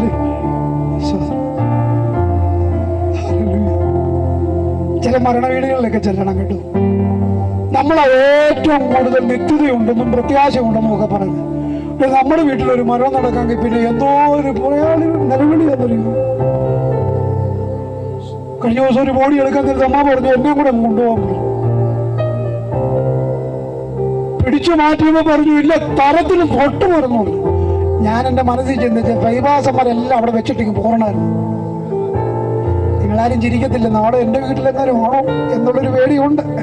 അതുകൊണ്ടാണെന്നറിയാം. അപ്പൊ ചിലരൊക്കെ അങ്ങനെയൊക്കെ പറഞ്ഞു കളി. അത്രേ ഉള്ളു പ്രിയമുള്ളവരെ. ഹല്ലേലൂയ. എത്ര ഫെയറലൗലി ഇട്ടാലും, എത്ര ലിപ്റ്റിക്ക് വാരി തൂത്താലും, എത്ര പിരിയം കണ്ടിച്ചു കഴിയാലും, എത്ര ഡൈ വാരി തേച്ചാലും, ചിലരൊക്കെ ചെന്നിട്ട് പറയാം, എന്നോട് പറഞ്ഞിട്ടുണ്ട്, നിങ്ങൾ കേട്ടിട്ടുണ്ടോ, ഉറങ്ങിക്കിടക്കുന്ന പോലെയൊന്നു എന്നെ തേജസ് മുഖത്തോട്ട് നോക്കിയിട്ട്, തേജസ്സൊന്നുമല്ല കേട്ടോ, അങ്ങനൊന്നും ആരും പറഞ്ഞില്ല. അത് സ്പിരിറ്റിട്ട് മേടിക്കുമ്പോൾ തന്നെ ഈ വർഷങ്ങളായിട്ടിട്ട കുട്ടിക്കൂറയും വർഷങ്ങളായിട്ടിട്ട സ്പോൺസിന്റെ പൗഡറൊക്കെ ഇറങ്ങി പോകുന്നതാ. തേജസ്, എന്റെ തേജസ് മുഖത്തോട്ട് ആയിക്കോട്ടെ, ഇനി തേജസ്സാണെങ്കിലും ഇരിക്കട്ടെ, സമാധാനം ഉണ്ടല്ലോ. സ്തോത്രം. ഞാനിതൊക്കെ പറയുമ്പോഴും പലരും ഇങ്ങനെ പേടിച്ചിരിക്കുക. കർത്താവേ, പെട്ടിന്നൊക്കെ കാണുമ്പോൾ നമുക്ക് ഭയങ്കര പേടിയാ. കഴിഞ്ഞിടയ്ക്ക് ചെങ്ങന്നൂര് ഒരു 7-8 വർഷങ്ങൾക്ക് മുമ്പ് ഒരു കടയുണ്ടായിരുന്നു, വളരെ സൂപ്പർ മാർക്കറ്റ് പോലെയാ. ഞാൻ ആ കടയിൽ ഒരിക്കൽ കയറി ചെന്നു കേട്ടോ. അവിടെ ഈ ചൈന പെട്ടികളായിരുന്നു, അവിടെ റിമോട്ട് കൺട്രോൾ പെട്ടിയുണ്ട്. മക്കളൊക്കെ ആരെങ്കിലും വരുമ്പോൾ സ്വിച്ച് ഇടുമ്പോ പെട്ടി ഇങ്ങനെ തന്നെ തുറക്കും, ഈ തല ഇങ്ങനെ പൊങ്ങി വരും. എന്റെ മുന്നോ, നിങ്ങളത് ചിന്തിച്ചു നോക്കിയ അവസ്ഥ. അങ്ങനത്തെ പെട്ടിയൊക്കെ അവിടെ ഉണ്ടെന്ന്. അപ്പൊ ഞാൻ അതിനൊക്കെ എല്ലാത്തിനും വില ചോദിച്ചു. പുള്ളി എന്നോട് ചോദിച്ചു ആർക്കാന്ന്. ഞാൻ പറഞ്ഞെന്റെ പൊന്നച്ച, ഇതിന്റെ വിലയൊക്കെ എന്നറിയാൻ ഞാൻ കയറിയതാ, ഞാൻ ഇങ്ങനെ പ്രസംഗിക്കുന്നില്ല. അതാ ഇതിനെ കുറിച്ച് എല്ലാത്തിനെ കുറിച്ച് നമ്മൾ അറിഞ്ഞിരിക്കണ്ടേ അല്ലേ? അപ്പോ അങ്ങനെയൊക്കെയുള്ള സംവിധാനങ്ങൾ അവര് പറഞ്ഞാൽ അറിയോ, ഈ ഇഷ്ടമുള്ള പാട്ട് ഇതിനകത്ത് ഡൗൺലോഡ് ചെയ്തിട്ട് അങ്ങ് വിടാം. അയ്യോ, എന്റെ വല്ല കാര്യമുണ്ടോ? ഒരു കാര്യമില്ല. അപ്പോട്ടെ, ഞാൻ അവിടെ ഒന്നും പറയുന്നില്ല, കാരണം ഇവിടെ ആരുണ്ടൊക്കെ പേടിച്ചെന്നെ നോക്കുന്നു. ദൈവമേ, ഇന്ന് രാത്രി എങ്ങനെയാണോ എന്തെങ്കിലും ഉണ്ടായി എന്നെപ്പോഴും പറഞ്ഞാലില്ലേ. എന്തായാലും വിശ്വാസികൾക്ക് മരണം എന്ന് പറയുന്നത് പ്രത്യാശകരമായ അനുഭവമാണെന്നുള്ള കാര്യത്തിൽ സംശയമില്ല. അപ്പോ ഈ മരിച്ച വ്യക്തി ചാടി എഴുന്നേറ്റ് അവൻ നിന്ന് സംസാരിച്ചു തുടങ്ങുക. ഞാൻ എന്റെ പ്രസംഗം അവസാനിപ്പിക്കാൻ പോവാം. ശ്രദ്ധിക്കേ, പുറകിരിക്കുന്ന ചേട്ടന്മാർക്കൊക്കെ കേൾക്കാൻ പറ്റുന്നുണ്ടോ? കേൾക്കാവോ? കൈ നോക്കി പ്രാർത്ഥിക്കാൻ പോവാം. എനിക്ക് ഒത്തിരി സന്തോഷം തോന്നുന്നു. പക്ഷെ ഇന്ന് പകല് ഒരുപാട് സന്തോഷമായിരുന്നു കേട്ടോ. ഭയങ്കര വെയിലായിരുന്നു അല്ലേ? പക്ഷെ എന്തിലും ദൈവം നമ്മുടെ കൂടെ. സ്തോത്രം അല്ലേ? ഭയങ്കര സന്തോഷമായിരുന്നു. നിങ്ങൾ എന്നെ ഓർത്ത് പ്രാർത്ഥിക്കുന്നേ, ഞാൻ നിങ്ങളെ ഓർത്ത് പ്രാർത്ഥിക്കാം. ഇനി ഒരു അവസരം കിട്ടുമോ എന്നെനിക്ക് നമുക്കറിയത്തില്ല. നമ്മുടെ കർത്താവിന്റെ വരവ് ഏറ്റവും ആസന്നമാണ്. പിന്നെ മാത്രമല്ല, എന്നെ തല്ലിക്കൊന്ന് കളയാൻ ഒത്തിരി പേര് നോക്കുന്നുണ്ട്. എനിക്കെതിരെ ഒത്തിരി ശത്രുക്കളുണ്ട്. കാരണം ഇത്രയധികം ഓടി നടന്ന് പരിശോധന ചെയ്യുക എല്ലാവർക്കും ഇഷ്ടപ്പെടുവോ? ഭയങ്കര പ്രതികൂലങ്ങളുണ്ട്. പ്രാർത്ഥന ഓർക്കണേ, പേടിയില്ല. ദൈവത്തിന് വേണ്ടി മരിക്കുന്നെങ്കിലൊക്കെ അതല്ലേ. ഹല്ലേലൂയ. കർത്താവിന് വേണ്ടി വീണ് മരിക്കുന്നതിലപ്പുറം വേറെ എന്തോ ഉണ്ട് സന്തോഷം. അപ്പൊ ഈ ബാലൻ എഴുന്നേറ്റിരുന്ന് സംസാരിച്ചു തുടങ്ങി. ആരണ്ടൊക്കെ എന്നെ തുറിച്ചു നോക്കുന്നു, ഇത് തന്നെ പറഞ്ഞു നിൽക്കാന്നുണ്ട്. കുറച്ചു നേരം ആയല്ലോ. അപ്പോ അവിടെ ഏറ്റവും ആദ്യം ചെയ്തൊരു കാര്യം ഉണ്ടായിരിക്കും. എന്തായിരിക്കും നിങ്ങൾക്കൊന്ന് പറയാമോ? എന്തായിരിക്കും ആ വീട്ടുകാർ ആദ്യം ചെയ്തൊരു കാര്യം? ഞാനിങ്ങനെ ഒരു സ്ഥലം ആരണ്ടൊക്കെ ചുണ്ടനക്കുന്നുണ്ട്. എനിക്ക് ആ ഭാഷ മാത്രം അറിയത്തില്ല. എന്താ വെച്ചാ പറഞ്ഞോ വെച്ചാ അവന്റെ കാലിനെ കെട്ട, പിന്നെ അവനെ എപ്പത്തോടിച്ച് കാണിച്ച് കാലിന് ചോദിച്ചാൽ മതി, ശരിയായിരിക്കും. കാലിലെ കെട്ടഴിച്ച് കാണും. കാരണം കാലിലെ കെട്ടല്ല, റുമാലല്ലേ ഇങ്ങനെ ചുറ്റിനും അതഴിച്ച് കാണും. ഓക്കെ. പക്ഷെ ആ വീട്ടുകാരെ ഏറ്റവും ആദ്യം ചെയ്യേണ്ട ഒരു കാര്യം, ഞാനൊരു സ്ഥലത്ത് ചോദിച്ചപ്പോൾ ഒരു കൊച്ചു പെൺകുട്ടി എഴുന്നേറ്റെന്ന് പറയുക, അങ്ങളെ ആ പൊതിയെല്ലാം കൂടെ തിന്നു തീർക്കും. പിന്നെ നമുക്ക് അറിയത്തില്ല. ബാഗിനകത്ത് 2 കൂടെ ഇട്ടുകൊണ്ട് പോകുന്ന ചരിത്രം മറക്കരുത്. കഴിഞ്ഞ ദിവസം ഒരു മരണത്തിന് ഒരു അച്ഛൻ പോയി 2-3 പൊതി ഇങ്ങനെ പിടിച്ചോണ്ട് പോവുക. ഞാൻ ചോദിച്ചു, ചച്ച ഇത് ആർക്കായി പൊതിയെന്ന് ചോദിച്ചാൽ അച്ഛൻ പറയുക എനിക്ക്. ഞാൻ ചോദിച്ചു 3. ആ മരിച്ചവനും ഞാനും തമ്മിലുള്ള ബന്ധം നോക്കിയ 3 കഴിച്ചാൽ പോരെന്ന്. ഞങ്ങൾ അത്ര ആത്മാർത്ഥ സുഹൃത്തുക്കൾ. അതിനെങ്കിലും ഒന്ന് ചിരിക്കുന്നു. അപ്പോ അങ്ങനെയൊക്കെ എടുത്തോണ്ട് പോകുന്ന ചരിത്രങ്ങൾ നമുക്കുണ്ട്. പക്ഷേ ഏറ്റവും ആദ്യം ആ വീട്ടുകാർ ചെയ്യുന്ന ഒരു കാര്യം എന്തായിരിക്കും? ആർക്ക് പറയാം? ഞാനൊരു ദൂത് പറഞ്ഞ് ഉപസംഹാരം കുറിക്കുക. നിങ്ങളാരും പറയുന്നില്ല, ഞങ്ങൾക്ക് വീട്ടിൽ പോകണമെന്ന് കൊണ്ട് ഞാൻ പെട്ടെന്ന് അങ്ങ് പറഞ്ഞേക്കാം. ഓടാൻ അറിയാവുന്ന 2-3 പിള്ളേരെ വിളിച്ച്, ഞാൻ എൻ്റെ ഭാവനയാണ് പറയുന്നത് കേട്ടോ. ഓടാൻ അറിയാവുന്ന 2-3 പിള്ളേരെ വിളിച്ചിട്ട് പറഞ്ഞു, മക്കളെ നിങ്ങൾ ഓടണം. അപ്പൊ ഈ പിള്ളേർ ചോദിച്ചു, എങ്ങോട്ടാ ഓടണ്ടേ? പട്ടണത്തിന്റെ പുറത്തേക്ക് ഓടുന്നു. അത് ചെയ്തു കാണോ ഇല്ലോ എന്നുള്ളത് നിങ്ങളെ മനസാക്ഷി വിടുക. പട്ടണത്തിന്റെ പുറത്ത് എവിടെ? ഈ മക്കളോട് ഈ അമ്മച്ചന്മാരും ഉപ്പാപ്പന്മാരും ഒക്കെ പറഞ്ഞു, പട്ടണത്തിന് പുറത്ത് ഇവന്റെ അളവെടുത്ത് കുഴി വെട്ടി കാത്തിരിക്കുന്ന ചിലരുണ്ട്. ഇവന്റെ കുഴിയെടുത്ത് കാത്തിരിക്കുന്ന ചിലരുണ്ട്. അവിടെ ചെന്നിട്ട് പറയണം, കുഴി ഇനി വേണ്ട, കുഴി മൂടിയേക്കാൻ. രാത്രി എത്ര പേർക്ക് ദൂത് മനസ്സിലാകുന്നുണ്ട്? യേശു തൊട്ടാൽ ചില കുഴികൾ മൂടാൻ പോകുകയോ, ചില വെറും കുഴികൾ മൂടാൻ പോകുകയാണെന്ന് രാത്രി മനസ്സിലാക്കുന്നവർ എത്ര പ്രിയപ്പെട്ടവരുണ്ട്. ഞാൻ എന്റെ ഭാവനയിൽ ഇങ്ങനെ പറയാം, ഈ കുഞ്ഞുങ്ങൾ ഈ മശാനത്തിലേക്ക് ഓടിച്ചെന്ന് പറഞ്ഞ ചാച്ചന്മാരെ കുഴി വേണ്ട. ഈ അച്ചാച്ചന്മാര് പറഞ്ഞ മക്കളെ വീട്ടിൽ പോടാ, വീട്ടിൽ പോ. അപ്പൊ ഈ പിള്ളേര് ചോദിച്ചു, എടാ ഞങ്ങൾ ആർക്ക് വേണ്ടി, ഞങ്ങളുടെ ചരിത്രത്തിൽ ആർക്ക് വേണ്ടി ഞങ്ങൾ പൊടി വെട്ടിട്ടുണ്ടോ അവരെ മൂടിയിട്ടുണ്ട്, അവരെ മൂടിയിട്ടുണ്ട്. ഇതാ നിങ്ങളുടെ ചരിത്രം. പക്ഷെ ഈ പിള്ളേര് പറഞ്ഞു, നിങ്ങളുടെ ചരിത്രം ശരിയായിരിക്കാം, പക്ഷെ ഇവനോടുള്ള വിഷയത്തിൽ, ആരോടുള്ള വിഷയത്തില്ല, യേശു തൊട്ടതിനോടുള്ള വിഷയത്തിൽ, യേശു ഇടപെട്ടതിനോടുള്ള വിഷയത്തിൽ, യേശു എഴുന്നേൽക്കാൻ പറഞ്ഞ വിഷയത്തിൽ നിങ്ങളുടെ ചരിത്രം വഴിമാറും. വിശ്വസിക്കുന്നവരെ കൈയൊന്ന് അടിച്ച് ദൈവത്തിന് മഹത്വം കൊടുത്ത് ഇന്ന് രാത്രി ദൂതന്ന് നടക്കട്ടെ, കുടുംബത്തിൽ നടക്കട്ടെ. ചില വ്യക്തികളുടെ അവകാശം പിടിച്ചുകൊണ്ട് ചില വ്യക്തികൾക്ക് വേണ്ടി പ്രാർത്ഥിക്കുന്ന ചില ഇതിനകത്ത് വന്നിട്ടുണ്ട്. നിനക്ക് തരത്തില്ല എന്ന് കുഴിവെട്ടി അടക്കം ചെയ്യുക, മൂടിക്കളയുവാൻ ഒതുക്കിക്കളയാൻ വെച്ചിരിക്കുന്ന ചില പെട്ടികൾ, ചില കുഴികൾ മൂടാൻ പോകുകയോ. യേശുവിന്റെ അധികാരമുള്ള നാമത്തിൽ പ്രിയമുള്ളവരെ, എന്താ സംഭവിച്ചെന്നറിയാമോ? ഈ പിള്ളേര് പറഞ്ഞു, അവ ഈ അച്ഛന്മാര് ചോദിച്ചു, എന്താണ് അവിടെ സംഭവിച്ചത്?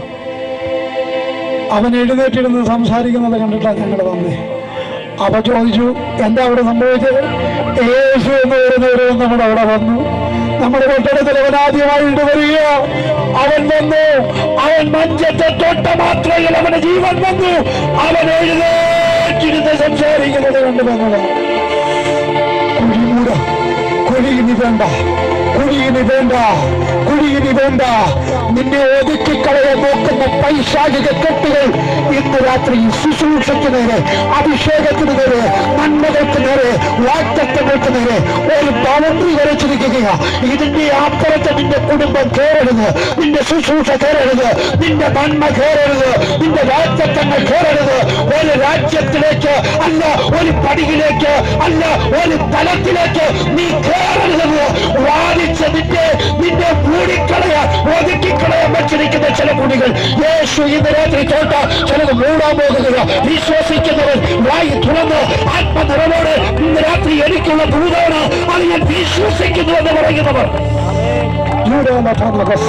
എല്ലാവരും ദയവായി ദൈവസന്നിധിയിൽ നിന്ന് എഴുന്നേറ്റോട്ടെ. എല്ലാ പ്രിയപ്പെട്ടവരും എഴുന്നേറ്റോട്ടെ. ഓ റാം ധോനി അറകൽ ഖമനദ രഹസ്യാഥന ഓ വിഖാനദരികൾ ഖമനദ